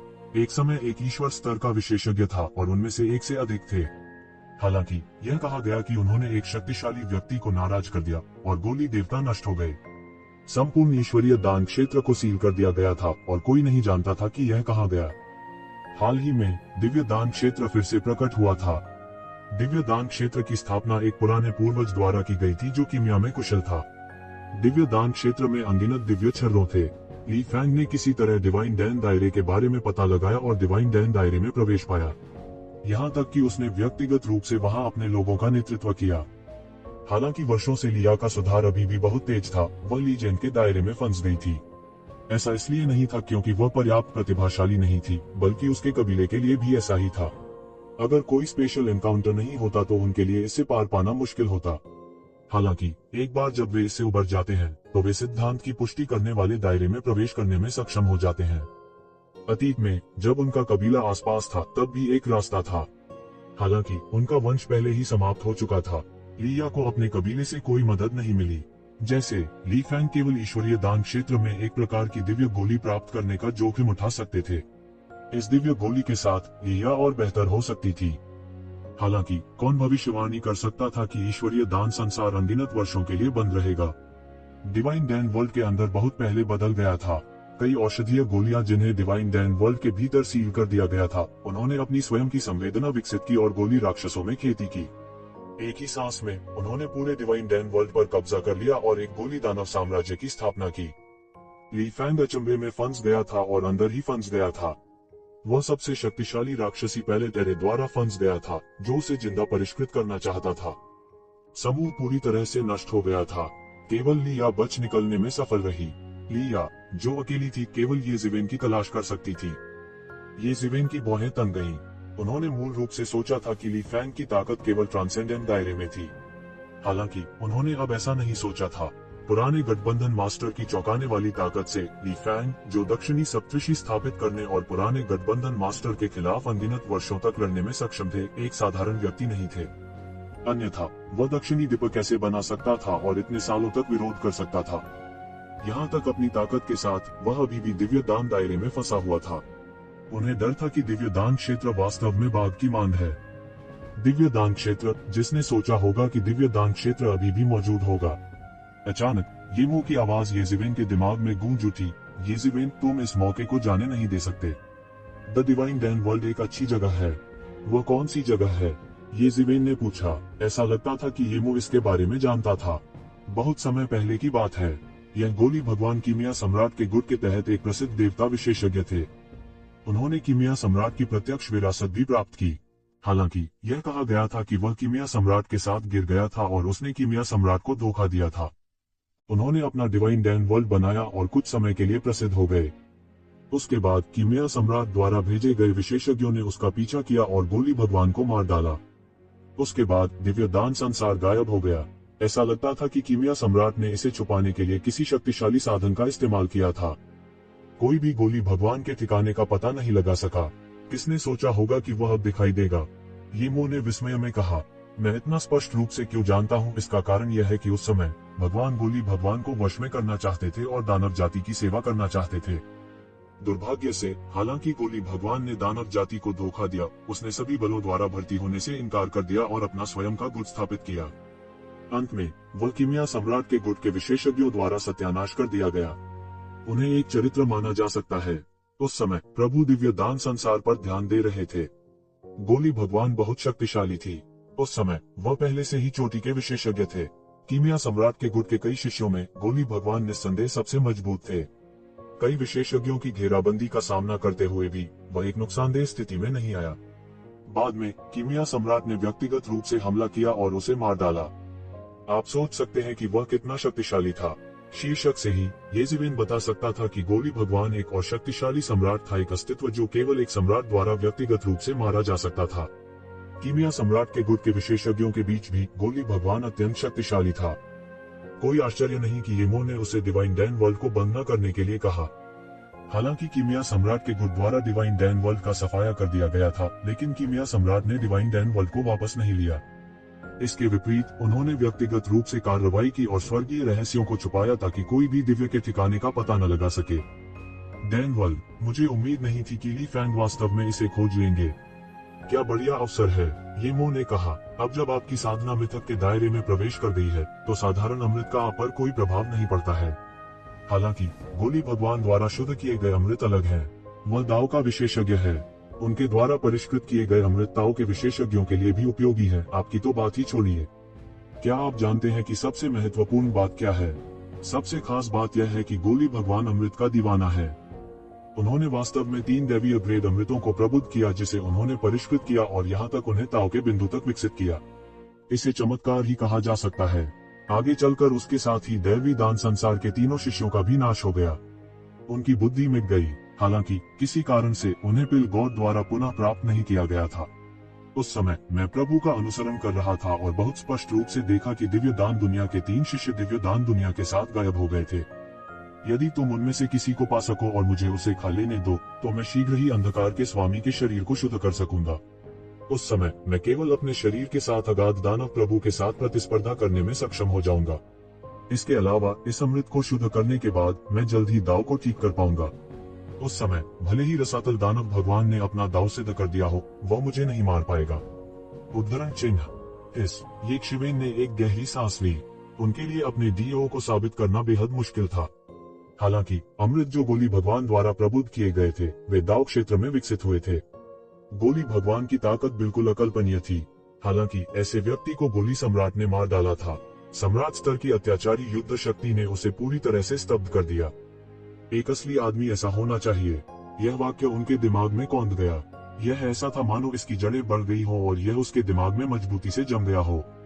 हालांकि उसी समय येमो ने जो कहा वह भी उसके लिए एक बड़ा प्रलोभन था। पहले जब उसने प्राचीन पूर्वज संप्रदाय के नेता का मांस उधार लिया था, तो यह केवल एक युद्ध नहीं था। इससे भी महत्वपूर्ण बात यह है कि उन्होंने उस शक्ति को लगभग पहले ही महसूस कर लिया था जो पौराणिक क्षेत्र के शिखर से संबंधित थी। पौराणिक क्षेत्र के शिखर से संबंधित कानून पहले से बिल्कुल अलग थे। यदि यह इस तथ्य के कारण नहीं था कि स्वर्ग के प्रतिशोध की शक्ति अपर्याप्त थी, तो वह आगे बढ़ने के लिए बड़ी मात्रा में सार और रक्त का उपयोग भी कर सकता था। हालांकि यदि वह दिव्य दान क्षेत्र में प्रवेश कर सकता है और उन अमृतों को लूट सकता है और उन सभी को खा सकता है, तो उसकी साधना आगे बढ़ेगी और एक नए क्षेत्र में पहुंच जाएगी। यह लगभग अनगिनत वर्षों की कड़वी खेती को बचाने के बराबर था। हालांकि लिया ने जो स्थिति बताई उससे उसकी भौहें तन गईं। दिव्य दान क्षेत्र में यह स्पष्ट था कि एक पूरी नई दुनिया विकसित हो गई थी। इसमें अनगिनत विशेषज्ञ थे और वे ली फैंग को फंसाने के तरीकों के बारे में सोच भी सकते थे। बड़े भाई, पिताजी अब वहां फंस गए हैं और खतरे में हैं, में क्या करना चाहिए? लिया की आंखों में आंसू भर आए। बाहरी लोगों की नजरों में चाहे वह कैसी भी हो, यक्षवेन के सामने वह बस एक छोटी लड़की थी जो कभी बड़ी नहीं होगी। चलो पहले चलते हैं, हम जाते ही बात करेंगे, ये जिवेन ने कहा। लेकिन चिंता मत करो मिस्टर के साथ ली की ताकत, कम समय में कोई समस्या नहीं होनी चाहिए। आपको ज्यादा चिंता करने की जरूरत नहीं है। एन ली हा ने सिर हिलाया। वह स्वाभाविक रूप से यक्षवेन की बात पर विश्वास करती थी। वह सिर्फ भ्रमित थी क्योंकि वह चिंतित थी। इसके बारे में ध्यान से सोचने के बाद ली फैंग का इतनी जल्दी पैदा होना असंभव था। इन वर्षों में वो यक्षवेन के सामने अतीत में छोटी लड़की नहीं रही थी। उसने भी इन वर्षों में बहुत कुछ अनुभव किया था और अब वह ग्रीन हाउस में एक फूल नहीं थी। तू शिवेन ने तुरंत संकोच नहीं किया। हुआन वूजी को सूचित करने के बाद वह सीधे लिया के साथ दिव्य दान दायरे की दिशा में जाने लगे। ईश्वरीय दान क्षेत्र अनगिनत संसारों की शून्यता की गहराई में भी था। ये जिवेन की ताकत के साथ यह लगभग ऐसा था जैसे वह अपनी यात्रा पर जल्दी जाने के लिए जगह को तोड़ रहा था। पहले की तरह एक ही श्वास में उसके वेग का वर्णन नहीं हो सकता था। यहाँ तक अगर वह लिया को ले जा रहा था, तब भी वह एक पल में हजारों मील की यात्रा कर सकता था। फिर भी वह पूरे रास्ते पागलों की तरह दौड़ता रहा और पूरे 1 महीने तक चलता रहा। तभी वह बमुश्किल दिव्य दान क्षेत्र के परिवेश में पहुंच पाया और यह दुनिया पहले से ही जुबान की दुनिया से बहुत दूर थी। यह बिल्कुल नया ब्रह्मांड था। रास्ते में वह पागलपन से भाग रहा था, अंतरिक्ष निर्देशांक के साथ बेतहाशा उड़ रहा था जो लिया ने उसे बताया था। रास्ते में वह कितनी दुनियाओं से गुजरा, उसे इस बात की परवाह नहीं थी। हालांकि जब वे दिव्य दान क्षेत्र के आसपास पहुंचे तो उन्होंने पाया कि चीजें उनकी कल्पना से कहीं अधिक जटिल थीं। जैसे जैसे समय बीतता गया, दैवीय दान क्षेत्र मूल रूप से ली फैंग द्वारा कुछ अज्ञात माध्यमों से पाया गया। हालांकि जैसा कि दिव्य दान क्षेत्र फिर से प्रकट हुआ, दिव्य दान क्षेत्र को छुपाने वाली तकनीक भी गायब हो गई। ईश्वरीय दान क्षेत्र जो अनगिनत वर्षों से गायब था, फिर से दुनिया के सामने आ गया। खबर मिलने के बाद आसपास के कई विशेषज्ञ भाग गए, जरा भी आराम करने की हिम्मत नहीं कर रहे थे। कुछ विशेषज्ञों की गणना के अनुसार इस बार किसी अज्ञात शक्ति द्वारा दिव्य दान विश्व को दूर के शून्य से बुलाया गया था। हालांकि यह शक्ति जल्द ही गायब हो जाएगी। अधिक से अधिक कुछ वर्षों के समय में दिव्य दान विश्व एक बार फिर शून्य से गायब हो जाएगा। इस प्रकार कई विशेषज्ञ जो दिव्य दान दुनिया के दिव्य क्षरों को प्राप्त करना चाहते थे, एक के बाद एक आए, समय बर्बाद करने की हिम्मत नहीं कर रहे थे। एक पल के लिए दिव्य दान क्षेत्र के पास की पूरी दुनिया अचानक जीवंत हो गई। पौराणिक विशेषज्ञ जो सामान्य दिनों में शायद ही कभी देखे जाते थे, वास्तव में एक के बाद एक प्रकट हुए। ये जिवेन की भौहें तन गईं। यह अच्छा नहीं था। इन पौराणिक विशेषज्ञों के हस्तक्षेप से स्थिति और भी जटिल हो गई। जैसे ही खबर फैली, अधिक से अधिक विशेषज्ञ दिव्य दान क्षेत्र के आसपास के क्षेत्र में एकत्र हुए। उनमें से कई विभिन्न स्थानों के दायरे के स्वामी थे। वे कुलीन स्थिति के थे और अपने हाथों से तूफान खड़ा कर सकते थे। देवताओं की अनुपस्थिति में वे व्यावहारिक रूप से विभिन्न क्षेत्रों में सबसे शक्तिशाली अस्तित्व थे। इन विशेषज्ञों के आने से पूरी स्थिति और भी जटिल हो गई। प्रिमोडियल कैस महाद्वीप मुख्य क्षेत्र था जहां इस ब्रह्मांड में अनगिनत विशेषज्ञ एकत्रित हुए थे। यहाँ तक दुर्लभ रूप से देखे जाने वाले पौराणिक विशेषज्ञ भी समय समय पर यहाँ दिखाई देते थे। यह अत्यंत समृद्धशाली था। प्रिमोडियल कैस मंडप एक मंडप था जो सीधे आकाश में छेद करता था। यह दसियों हजार मीटर ऊंचा था और आसमान से ऊंचा था। इसके चारों ओर बादल और धुंध छाई हुई थी, जिससे प्राइमोडियल कैस मंडप के वास्तविक स्वरूप को देखना असंभव हो गया था। प्रिमोडियल कैस पवेलियन के आसपास एक अतुलनीय रूप से विशाल बाजार बना। यह बाजार अतुलनीय रूप से विशाल रूप में छाया हुआ था। संपूर्ण गठन हर समय संचालन में था, जिससे योद्धाओं को विशेष प्रवेश द्वारों से प्रवेश करने के लिए मजबूर होना पड़ा। आम लोगों के लिए पूरे गठन को तोड़ पाना असंभव था। येज़ेवेन और लिया ने सीधे दिव्य दान क्षेत्र में प्रवेश नहीं किया। वर्तमान स्थिति उनकी प्रारंभिक अपेक्षा से कहीं अधिक जटिल थी। विभिन्न पहलुओं के विशेषज्ञों के आगमन के साथ उनके पास सावधान रहने और पहले स्थिति का पता लगाने के अलावा कोई विकल्प नहीं था। उनकी गणना के अनुसार ली फैंग के लिए इतने कम समय में मरना असंभव था। रास्ते में लोग आते जाते थे, अत्यंत समृद्ध दिखाई देते थे। येज़ेवेन और लिया बस उतरे ही थे कि एक परिचारक आगे आया और कहा, मुझे खेद है यंग मास्टर्स और यंग मिस्ट्रेस, यह स्थान जनता के लिए निःशुल्क नहीं है। यदि आप प्रवेश करना चाहते हैं तो आपको 10 हुआन पिल्स का भुगतान करना होगा। येज़ेवेन ने सीधे 20 जुबान की गोलियां फेंक दी, फिर सीधे लिया के साथ अंदर चली गई। पूरा बाजार बेहद विशाल था। यह अज्ञात था कि यह कितने मील के दायरे में था। यह भी कहा जा सकता है कि संपूर्ण प्राइमोडियल कैस कॉन्टिनेंट अपने आप में एक सुपर विशाल बाजार था। प्राइमोडियल कैस मंडप के केंद्र के रूप में यह पूरे बाजार का मूल था। उसमें सभी प्रकार के स्वर्गीय खजाने थे। आसपास के क्षेत्र के विशेषज्ञ या तो स्टॉल लगाने के लिए या स्वर्गीय खजाने को खरीदने के लिए यहाँ आएंगे जिनकी उन्हें जरूरत है। विशाल पैमाने के कारण सभी प्रकार के स्वर्गीय खजाने उपलब्ध थे। कई स्वर्गीय खजाने जिन्हें खोजना बेहद मुश्किल था, उन्हें यहाँ पाया जा सकता है। 1 लाख साल पुराना रहस्यमयी क्रिस्टल। अब यह केवल 1 लाख जुबान की गोलियां हैं। सस्ता और अच्छा। 30,000 साल पुराने जिनसेंग ने पहले ही होश हासिल कर लिया है। इसका सेवन करने के बाद किसी की शक्ति बहुत बढ़ जाएगी। इस अवसर को न चूकें। येज़ेवेन और लिया सभी प्रकार की चीखें सुन सकते थे। कुछ समय के लिए एक ही समय में सैकड़ों और हजारों चीखें आ रही थी। ये फेरी वाले भी शक्तिशाली योद्धा थे। उन्होंने यह सुनिश्चित करने के लिए चिल्लाने के लिए एक विशेष विधि का इस्तेमाल किया कि चिल्लाहट आधे रास्ते में गायब न हो जाए। एक सामान्य व्यक्ति शायद एक ही समय में सैकड़ों या हजारों पैदलर्स से निपटने के लिए मौत से नाराज हो जाएगा। हालांकि अपनी खेती के साथ एक ही समय में इन पैदलर्स से निपटना उनके लिए मुश्किल नहीं था। हालांकि ये पैदलर्स वह नहीं थे जो वह चाहते थे। वह पहले ही पुवान क्षेत्र में कदम रख चुका था और एक महान विशेषज्ञ के रूप में कई खजाने जिन्हें अतीत में स्वर्गीय खजाने के रूप में माना जा सकता था, अब उसके लिए किसी काम के नहीं थे। सीनियर, क्या यह पहली बार प्राइमल कैस कॉन्टिनेंट पर आया है? अचानक एक कर्कश आवाज सुनाई दी। येज़ेवेन अपनी दिव्य भावना से बह गए और उन्होंने पाया कि एक सुंदर महिला उनके पीछे खड़ी थी। उसने हरे रंग की पोशाक पहनी हुई थी और वह काफी परिष्कृत दिख रही थी। उसका चेहरा मुस्कान से भरा हुआ था और ऐसा लग रहा था कि लोग बेहतर महसूस कर रहे हैं। हाँ, येज़ेवेन ने सिर हिलाया, लेकिन तुम्हें कैसे पता? लिहा ने भी इस महिला को उत्सुकता से देखा और थोड़ा अजीब महसूस किए बिना नहीं रह सकी। यह बताना बहुत आसान है। जिस तरह सीनियर चारों ओर देख रहा है, जाहिर है कि यह पहली बार है जब आप यहाँ आए हैं। यदि आप यहाँ कुछ बार आए हैं तो आप इस तरह नहीं होंगे। महिला ने मुस्कुराते हुए कहा, मैं रुकसी हूँ। मुझे नहीं पता कि वरिष्ठ को गाइड की जरूरत है या नहीं। मैं इस आसपास की दुनिया में पला बड़ा हूँ और मैं इस पीढ़ी से भी बहुत परिचित हूँ। बहुत परिचित। येज़ेवेन का दिल हिल गया।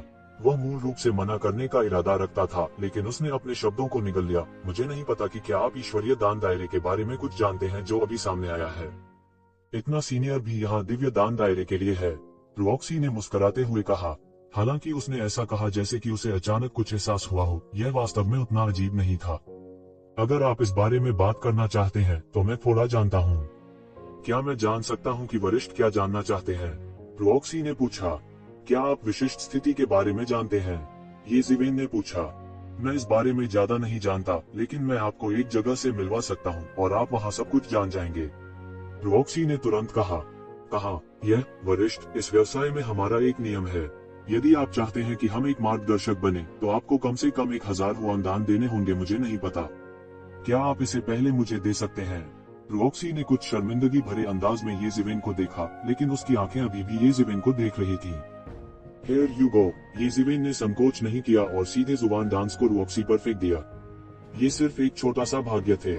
यह हमारे सामने आदिकालीन उत्पत्ति भवन है। वास्तव में आदिम उत्पत्ति भवन हमारे आदिम मुख्य भूमि में सबसे बड़ी शक्ति है। यह इस दुनिया में एक प्रसिद्ध और विशाल शक्ति भी है। यह कुछ जानकारी भी बेचती है। यदि वरिष्ठ दैवीय दान दायरे के बारे में कुछ जानना चाहते हैं तो प्राइमर्डियल ओरिजिन बिल्डिंग में जाना सबसे अच्छा है। जुबान डांस प्राप्त करते ही रॉक्सी अचानक मुस्कुरा दी। उसने अपनी आंखें घुमाई और इस असाधारण नवधनी को देखा। उसका दिल थोड़ा हिल गया था। 1000 शैन डांस कोई छोटी राशि नहीं थी। एक व्यक्ति जो यूं ही इतना पैसा फेंक सकता है, वह निश्चित रूप से एक छिपा हुआ नवधनाढ्य था। दुर्भाग्य से वह इस व्यक्ति की साधना के आर पार नहीं देख सकी। वह अपने बगल में लड़की की खेती को भी नहीं देख सकती थी, इसलिए वह उनकी ताकत का निर्धारण नहीं कर सकी। किसी को पता होना चाहिए कि भले ही वह सनकी और चालाक दिखती थी, लेकिन वह पहले ही गहन मृत्यु अवस्था में कदम रख चुकी थी। रास्ते में उसे तरह तरह के लोग मिले। यहाँ तक वे जो गहन मृत्यु अवस्था के शिखर पर थे, वे भी उसके द्वारा एक ही नजर से पहचाने जाने में सक्षम थे। हालांकि वह अपने सामने दो लोगों के आर पार नहीं देख सकती थी, जैसे कि वे बिना किसी साधना के दो सामान्य लोग हों। हालांकि क्या वे सामान्य लोग हो सकते हैं जो यहाँ आ सकते हैं? यह स्पष्ट था कि यह असंभव था। यह सबसे सामान्य बात होनी चाहिए थी, लेकिन यह उनकी सबसे बड़ी खामी बन गई थी। इस तथ्य के साथ कि येज़ेविन ने दिव्य दान क्षेत्र के बारे में पूछा था, दिव्य दान क्षेत्र निस्संदेह सबसे गर्म विषय बन गया था। वे कौन लोग थे जिन्होंने ईश्वरीय दान क्षेत्र पर सबसे अधिक ध्यान दिया? सबसे कमजोर थे गहन मृत्यु क्षेत्र के शिखर पर अद्वितीय राजा। जो थोड़े से कमजोर थे, उन्होंने इसका लालच करने की हिम्मत भी नहीं की। जिन लोगों ने वास्तव में दिव्य दान क्षेत्र में घूमने का साहस किया, वे निस्संदेह लीजेंड क्षेत्र और उससे ऊपर के विशेषज्ञ थे। दोनों की पहचान लगभग स्पष्ट थी। हालांकि वह निश्चित नहीं हो सकती थी कि वे लेजेंड रियलम के विशेषज्ञ थे। वे निश्चित रूप से प्रोफाउंड डेथ रियलम के चरम पर थे। यह सोचकर उसकी मुस्कान और भी तेज हो गई। वह केवल एक मार्गदर्शक थी। इन लड़ाइयों का उससे कोई लेना देना नहीं था। Primordial origin building. येज़ेविन ने अपनी आंखें सिकोड़ ली और विशाल प्रिमोडियल ओरिजिन बिल्डिंग को देखा। इसने एक खजाने की आभा को बेहोश कर दिया, लेकिन इसे एक शक्तिशाली गठन के भीतर सील कर दिया गया। स्पष्ट रूप से इसे एक विशेषज्ञ द्वारा प्रबलित किया गया था। हालांकि वह अभी भी एक नजर से बता सकता था। मुझे डर है कि यह मौलिक मूल भवन भी एक खजाना है, येज़ेविन ने कहा। सीनियर की दृष्टि अच्छी है। प्रिमोडियल ओरिजिन बिल्डिंग अपने आप में एक खजाना है। इसे प्रिमोडियल ओरिजिन बिल्डिंग के संस्थापक का निजी खजाना कहा जाता है। बाद में यह प्रिमोडियल ओरिजिन बिल्डिंग की पैतृक भूमि बन गई। यह अत्यंत शक्तिशाली है। यहाँ तक डीप डेथ रियल्म के विशेषज्ञ भी यहाँ अहंकारपूर्ण तरीके से काम नहीं कर सकते हैं। रॉक्सी ने 2000 हुआन गोलियां प्राप्त करने के बाद मुस्कुराते हुए कहा, यद्यपि ऐसी कहावत है, मैंने कभी भी मूल उत्पत्ति भवन का वास्तव में उपयोग होते हुए नहीं देखा है। शायद यह उस स्तर तक नहीं पहुंचा है। हाँ, येज़ेविन ने सिर हिलाया। यह बहुत ही सामान्य था। जब मूल भवन का उपयोग करने का समय आया, तो संप्रदाय पहले से ही बाहरी शत्रुओं के आक्रमण का सामना कर रहा होगा। यह टूटने के कगार पर होगा। उदाहरण के लिए ट्रू मार्शल स्कूल को लें। यदि वे ट्रू मार्शल स्टोन तलवार का उपयोग करते हैं, तो वे वास्तव में विनाश के खतरे का सामना करेंगे। चलो चलते हैं, हम अंदर बात करेंगे, येज़ेविन ने कहा। उनमें से 3 सभ्य मार्शल आर्ट के विशेषज्ञ थे। हालांकि प्रवेश द्वार प्रिमोडियल ओरिजिन बिल्डिंग से बहुत दूर था। यह उन तीनों के लिए केवल कुछ दर्जन सांसें लेगा जो अपने रास्ते पर जल्दी कर रहे थे। बेशक यह इस शर्त के तहत था कि वे पूरी गति से जल्दी नहीं कर रहे थे, नहीं तो यह उससे कहीं अधिक होगा। येज़ेविन ने प्रिमोडियल ओरिजिन बिल्डिंग की रखवाली करने वाले 2 स्वर्ण बख्तरबंद दाव सैनिकों पर एक नजर डाली। वे वास्तव में गहन मृत्यु क्षेत्र के विशेषज्ञ थे। हालांकि वे इनिशियल प्रोफाउंड डेथ रियल्म में सबसे कमजोर थे, फिर भी यह काफी चौंकाने वाला था। वरिष्ठ, ये दोनों प्रिमोडियल ओरिजिन बिल्डिंग के दाव सैनिकों में कुलीन हैं। वास्तव में केवल प्रवेश द्वार पर पहरेदार ही इतने मजबूत हैं। अन्य स्थान इतने मजबूत नहीं है। येज़ेविन अभी भी हैरान थी। अचानक उसके कानों में रूक्सी की आवाज पड़ी। तभी उसे होश आया। कोई आश्चर्य नहीं कि इस जगह की रखवाली करने वाले इतने शक्तिशाली दाव सैनिक थे। हालांकि दाव सैनिकों की तुलना सामान्य मार्शल कलाकारों से नहीं की जा सकती थी। निस्संदेह वे अभिजात वर्ग के अभिजात वर्ग थे, क्योंकि वे गहन मृत्यु क्षेत्र में साधना कर सकते थे। हालांकि उनका उपयोग केवल प्रवेश द्वार की रखवाली के लिए किया जाता था। येज़ेविन अब समझ गए थे कि वे शायद प्रवेश द्वार पर पहरा देने के बजाय डराने के लिए इस्तेमाल किए जाते थे। दो गहन मृत्यु क्षेत्र विशेषज्ञों के प्रवेश द्वार की रखवाली करने के साथ जो लोग परेशानी पैदा करना चाहते थे उन्हें ध्यान से सोचना होगा कि क्या उनके पास ऐसा करने की ताकत और क्षमता है। हालांकि येशिवेन के लिए यह कोई समस्या नहीं थी, वह पहले ही लीजेंड दायरे में प्रवेश कर चुका था। ये दो गहन मृत्यु क्षेत्र डाओ सैनिक संभवतः उसे डरा नहीं सकते थे। लिहा भी असामान्य रूप से शांत थी। रोक्सी चुपके से अवाक रह गई जब उसने उन दोनों की असामान्य रूप से शांत उपस्थिति देखी। उसने मन ही मन सोचा कि जब वह पहली बार यहाँ आई थी तो वह इन दो गहन मृत्यु चरण डाउ सैनिकों से पहले ही डर गई थी। दोनों दलों के बीच ताकत का अंतर स्पष्ट था। वह अपने दिल में और भी निश्चित थी कि येशिवेन की कटौती सरल नहीं थी। उन तीनों ने जल्दी से प्रिमोडियल ओरिजिन बिल्डिंग में प्रवेश किया। येशिवेन ने तुरंत एक जादुई खजाने का दबाव महसूस किया जो हल्के से उसके शरीर पर उतर रहा था। इससे पहले कि वह आगे कुछ सोच पाता, उसके पीछे से एक हल्की सी भद्दी आवाज आई। तो जिवेन ने ऊपर देखा और एक अन्य युवती को देखा।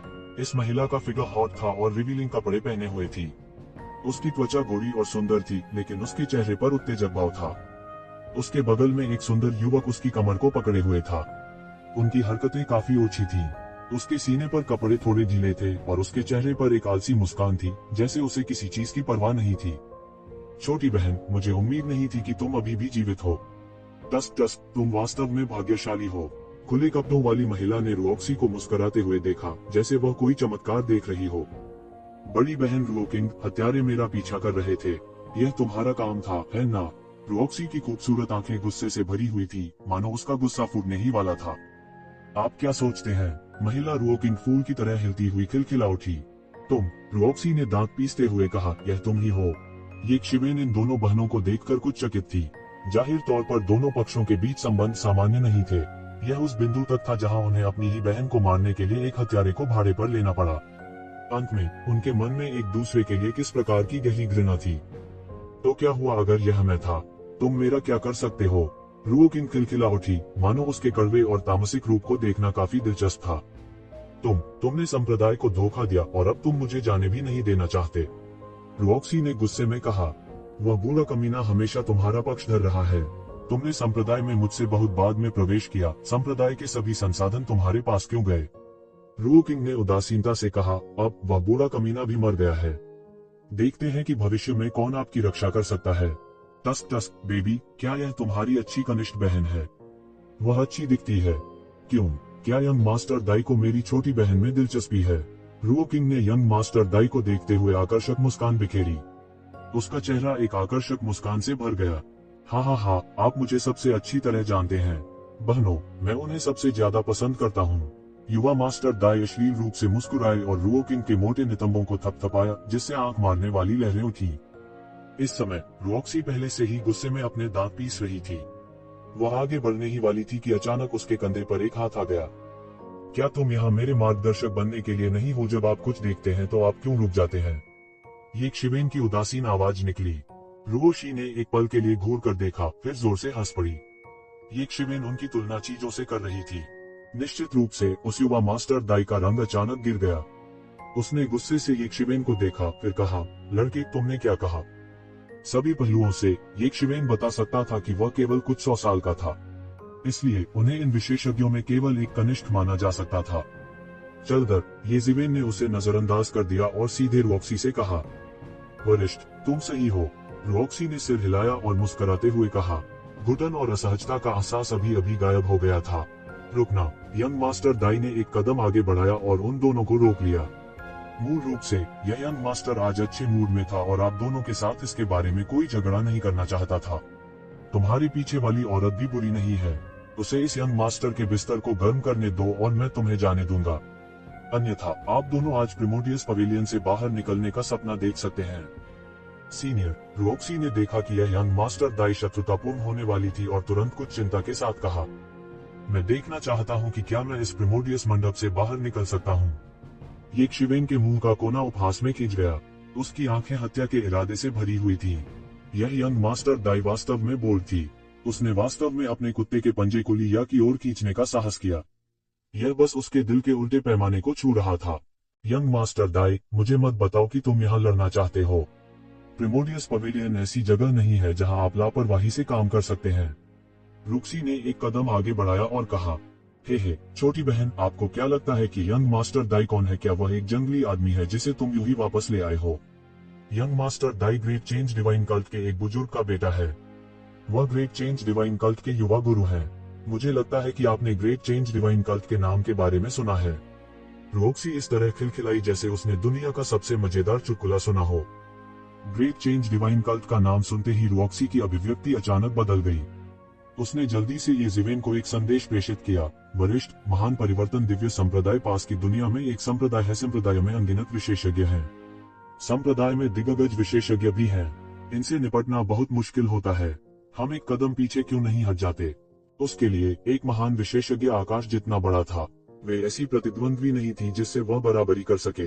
हालांकि वह पहले ही गहन मृत्यु क्षेत्र में कदम रख चुकी थी, फिर भी उसके और एक महान विशेषज्ञ के बीच अंतर था। हालांकि उसने अनुमान लगाया था कि एक शिवेन की ताकत कम नहीं थी और यहाँ तक एक पौराणिक अस्तित्व भी हो सकता था, यह केवल एक अनुमान था। प्रसिद्ध ग्रेट चेंज डिवाइन कल्ट की तुलना में वे समान स्तर पर नहीं थे। इससे कोई फर्क नहीं पड़ता। मैं देखना चाहता हूँ कि इस महान परिवर्तन दैवीय संप्रदाय के बारे में क्या खास है।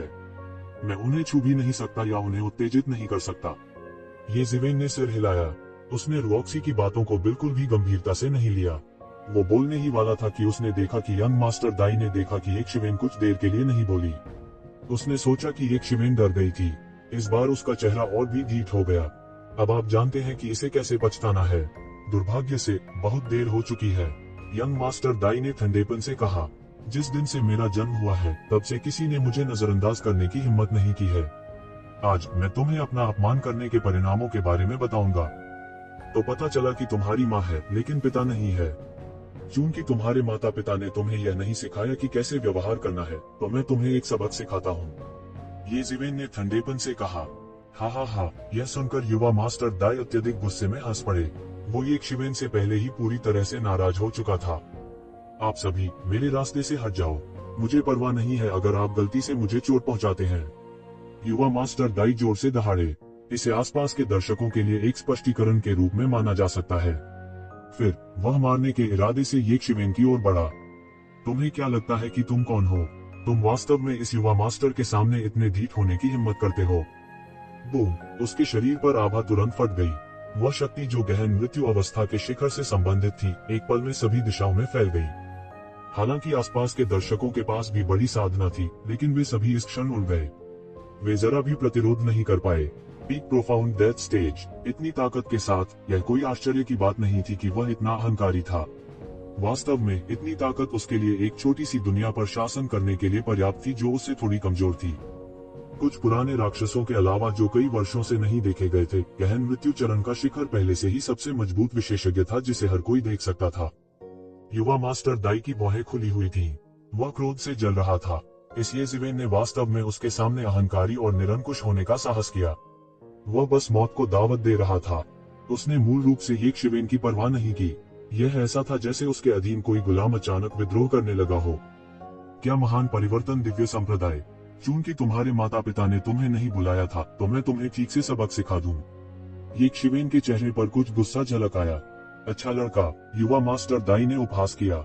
उसका हाथ छूट गया। उसकी 5 अंगुलियों ने एक हुक बनाया और सीधे येक शिवेन की ओर पकड़ लिया।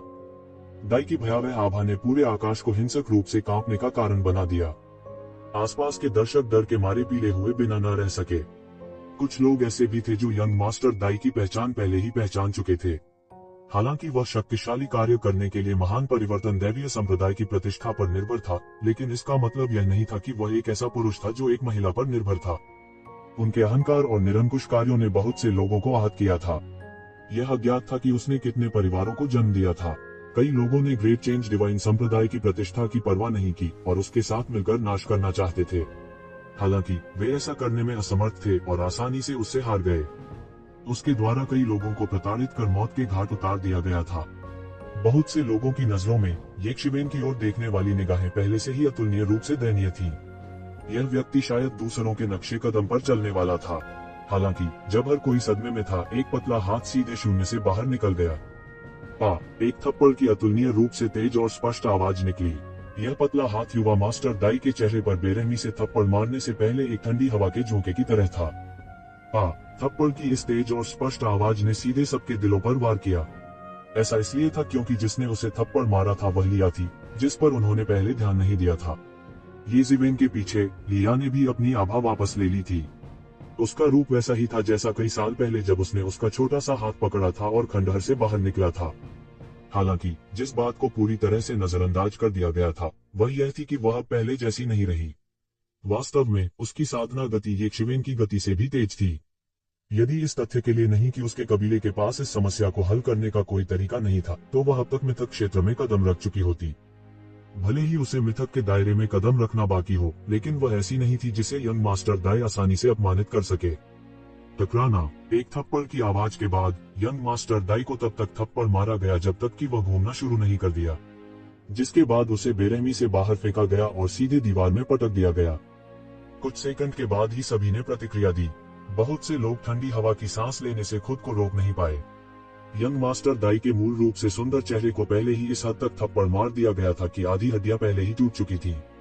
मांस और रक्त सभी दिशाओं में उड़ रहे थे, अत्यंत दयनीय दिखाई दे रहे थे। यह कोई ऐसा व्यक्ति था जो समान रूप से गहन मृत्यु क्षेत्र के शिखर पर था, न कि सड़क के किनारे कोई यादृच्छिक बिल्ली या कुत्ता। लिया को देखने वाले सभी लोगों की निगाहें तुरंत बदल गईं।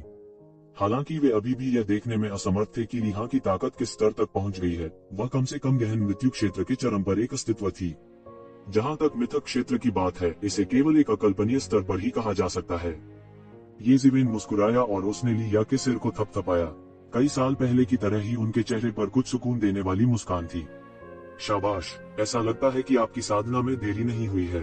एक बार आपके पिता का मामला सुलझ जाने के बाद मैं आपको एक दिव्य क्षमता प्रदान करूंगा, ये जीवेन ने मुस्कुराते हुए कहा। जब लिया की बात आई तो उसने हमेशा कोई कसर नहीं छोड़ी थी। ऐसा इसलिए था क्योंकि वह उनकी पहली और अब तक उनकी एकमात्र शिष्या थी। टकराना। यंग मास्टर दाई के शरीर से एक भयानक आभा उठी। वह पूरी तरह से क्रोधित था। उसकी खून से सनी आंखों में भयानक शक्ति समाहित थी। उसके शरीर पर प्रभामंडल गोलाकार रूप में फैला हुआ था जो अत्यंत भयावह प्रतीत हो रहा था। यह ऐसा था जैसे वह अपने डोमेन का विस्तार करने वाला था। हालांकि इसे प्राइमल ओरिजिन पवेलियन द्वारा 10 मीटर से कम के दायरे में दबा दिया गया था। कोई भी कल्पना कर सकता है कि प्राइमल ओरिजिन पवेलियन का यह खजाना कितना दुर्जेय था। यह एक पीक प्रोफाउंड डेथ स्टेज विशेषज्ञ को उस बिंदु तक दबाने में सक्षम था जहां उसके पास प्रतिशोध करने का कोई तरीका नहीं था। फिर भी वर्तमान युवा मास्टर दाई अभी भी बेहद भयावह दिखाई दे रहे थे। कई लोगों के हाव भाव तुरंत ही बेहद भद्दे हो गए। हालांकि और भी थे जो उत्साहित हो गए क्योंकि उन्हें लगा कि उन्होंने कुछ मजेदार देखा है। प्राइमल ओरिजिन पवेलियन की ताकत का उल्लेख करने की स्वाभाविक रूप से कोई आवश्यकता नहीं थी। यह आसपास की दुनिया में बल्कि प्रसिद्ध था। हालांकि महान परिवर्तन ईश्वर संप्रदाय कोई धक्का देने वाला नहीं था। नहीं तो युवा मास्टर दाई प्राइमल ओरिजिन पवेलियन में परेशानी खड़ी करने की हिम्मत कैसे करते। बूम। युवा मास्टर दाई की मुट्ठी एक शिवेन की ओर उछली। हालांकि इसे प्राइमल ओरिजिन पवेलियन द्वारा बहुत छोटे क्षेत्र में दबा दिया गया था, फिर भी इसकी शक्ति एक छोटे से क्षेत्र में केंद्रित थी, जिससे यह और भी भयानक हो गया। मुट्ठी के दबाव के कारण आकाश में दरारें दिखाई देने लगी। यह अभी भी प्राइमल ओरिजिन पवेलियन के भीतर था। यदि यह बाहर होता तो यह निश्चित रूप से एक पृथ्वी बिखरने वाला दृश्य होता। इसके बाद जो हुआ वह और भी अविस्मरणीय दृश्य था। इस तरह के भयावह हमले के सामने ये जीवेन जरा भी घबराई नहीं थी।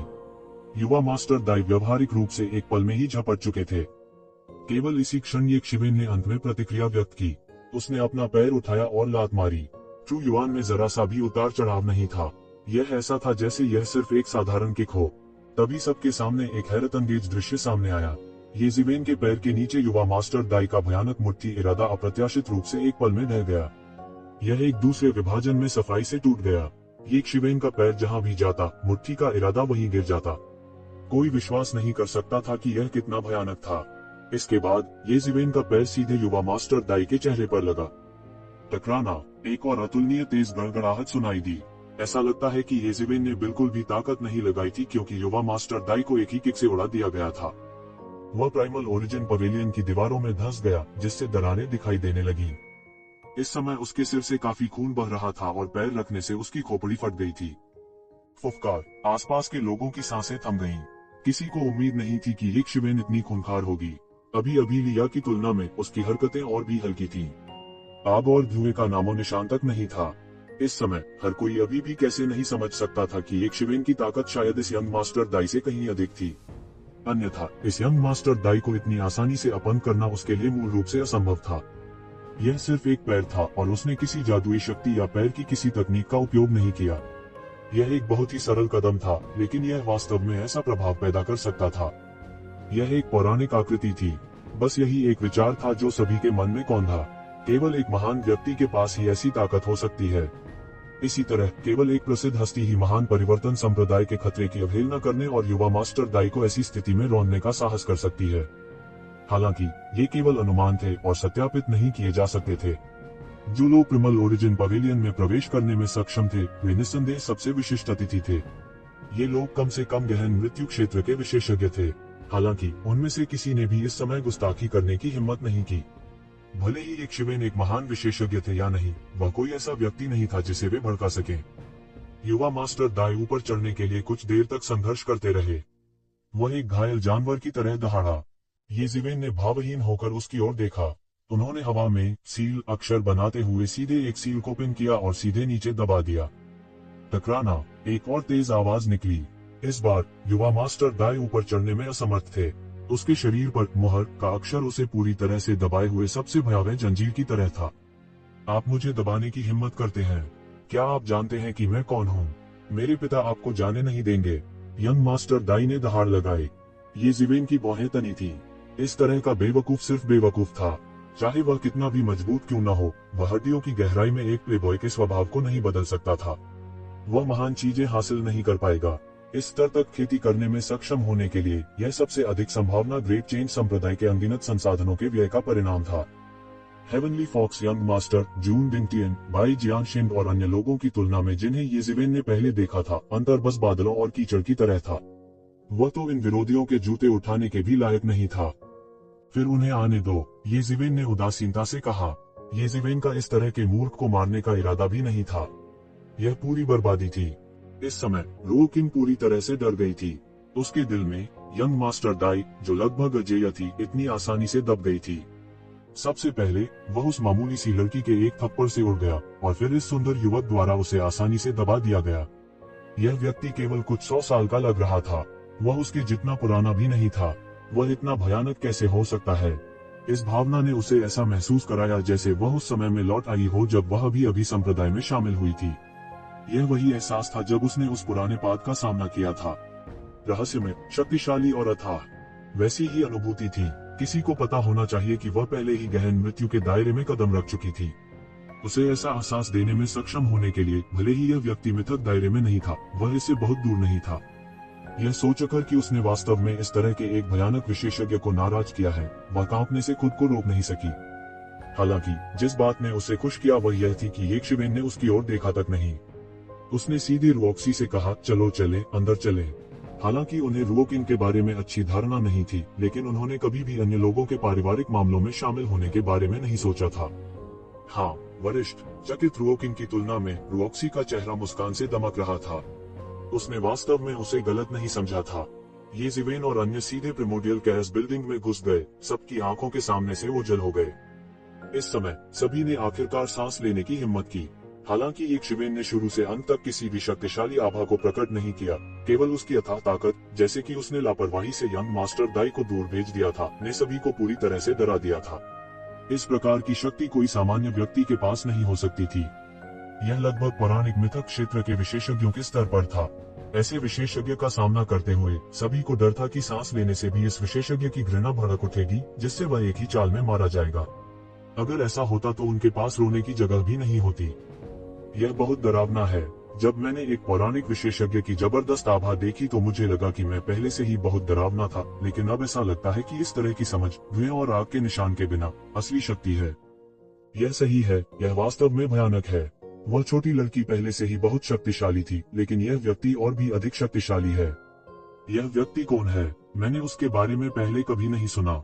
क्या ऐसा हो सकता है कि वह दूसरी दुनिया का विशेषज्ञ हो? यह भी संभव है। आखिरकार दिव्य दान दुनिया आसपास के क्षेत्र में प्रकट हो गई है। बहुत कम देखे गए मिथक क्षेत्र के विशेषज्ञ भी एक के बाद एक सामने आए हैं। इन मिथरियम विशेषज्ञों के पास अपने जीवन काल को बढ़ाने के लिए असाधारण साधन और तरीके हैं। मुझे नहीं पता कि कितने मिथरियम विशेषज्ञ जीवित हैं, इसलिए यह सामान्य है कि हम उन्हें नहीं जानते। इस बार इस यंग मास्टर दाई ने लोहे की थाली को पूरी तरह से लात मार दी है। इस बार उसे एक भयानक सबक सिखाया गया है। हाँ हाँ, उसे एक मरे हुए कुत्ते की तरह पीटा गया है। यह सही है, उसने सोचा कि वह बहुत मजबूत था, लेकिन अंत में वह एक अपंग में कुचल दिया गया था। यह यंग मास्टर दाई पेट के बल जमीन पर लेटे हुए थे। उनकी मुद्रा बहुत अपमानजनक थी। उसके कान आसपास के लोगों का उपहास सुन रहे थे। उसका चेहरा पहले से ही असामान्य रूप से कुरूप हो गया था। हालांकि उसका चेहरा पहले ही रौंद दिया गया था, इसलिए उसे देखना असंभव था। इस शब्द सील ने न केवल उसे हिलने डुलने में असमर्थ बना दिया, बल्कि उसके पूरे शरीर की ऊर्जा को भी सील कर दिया, जिससे उसे लगातार खून बहने लगा। हालांकि वह अपने घावों की मरम्मत के लिए जेन युआन को जुटाने में असमर्थ था, जिससे वह असामान्य रूप से क्रूर दिखाई दे रहा था। धिक्कार है, तुम लोग वास्तव में मुझ पर हंसने की हिम्मत करते हो। बस तुम रुको, मेरे अंदर से बाहर निकलने का इंतजार करो। मैं तुम्हारी लाशों के 10,000 टुकड़े कर दूंगा। मैं तुम सबको मार डालूंगा, तुम सबको मार डालूंगा। और वह शापित मानव बगवा, मैं निश्चित रूप से तुम्हें मार डालूंगा। युवा मास्टर दाई इस अवस्था में भी दहाड़ रहे थे। ऐसा इसलिए था क्योंकि उसके पीछे एक महापुरुष खड़ा था, महान परिवर्तन दैवीय संप्रदाय। ये जीवेन प्रिमोडियल बिल्डिंग के गलियारे में टहल रही थी। युवा मास्टर दाई की दहाड़ अभी भी उसके पीछे सुनी जा सकती थी। हालांकि ये शिवेन ने इसकी बिल्कुल भी परवाह नहीं की। इस तरह की अयाशी उसके लिए कोई खतरा पैदा करने के लिए काफी नहीं थी। वरिष्ठ, हालांकि यह यंग मास्टर दाई कुछ भी नहीं है। महान परिवर्तन दैवीय संप्रदाय में कई दिग्गज विशेषज्ञ हैं। अगर वे हम पर हमला करते हैं तो यह परेशानी होगी। रॉक्सी ने कुछ चिंतित अंदाज में कहा। यह कुछ भी नहीं है, आपको चिंता करने की जरूरत नहीं है। ये जीवेन ने अपना सिर हिलाया और इसे दिल पर नहीं लिया। मैं यह भी देखना चाहता हूँ कि इस बेवकूफ को किस तरह के व्यक्ति ने सिखाया है। रॉक्सी ने अपने चेहरे पर एक अजीब भाव के साथ ये जीवेन को देखा। वो जानती थी कि ये शिवेन शायद उससे छोटी थी। हालांकि योद्धाओं की दुनिया में मजबूत का सम्मान किया जाता था और मजबूत का सम्मान किया जाता था, इसलिए उन्हें वरिष्ठ कहकर संबोधित करने में कोई बुराई नहीं थी। हालांकि गहन मृत्यु क्षेत्र के चरम पर एक अस्तित्व को कॉल करने में सक्षम होने की भावना ने उसे असामान्य रूप से अजीब महसूस कराया। हालांकि वह मदद नहीं कर सकती थी, लेकिन अपने दिल में थोड़ा उत्साह महसूस कर रही थी। ये शिवेन के बाद उसे लगा जैसे उसका स्तर भी बढ़ गया था। तो जीवेन स्वाभाविक रूप से देख सकती थी कि रॉक्सी क्या सोच रही थी। हालांकि उनका समझाने का कोई इरादा नहीं था। उन शीर्ष विशेषज्ञों की तुलना में जिनका उसने सामना किया था, रॉक्सी को केवल एक मूर्ख के रूप में माना जा सकता था जो एक ग्रीन हाउस में पले बड़े थे। वे पूरे रास्ते अंदर चले गए।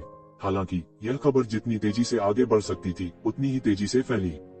इससे पहले कि वे आधा रास्ता भी तय कर पाते, प्राथमिक भवन के प्रभारी व्यक्ति व्यक्तिगत रूप से उनसे मिलने आए थे।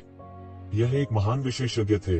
दूर से देखने पर वह एक भव्य लबादा पहने एक छोटा और मोटा आदमी लग रहा था। उनके मोटे फिगर ने उन्हें कुछ हद तक हास्यपूर्ण बना दिया।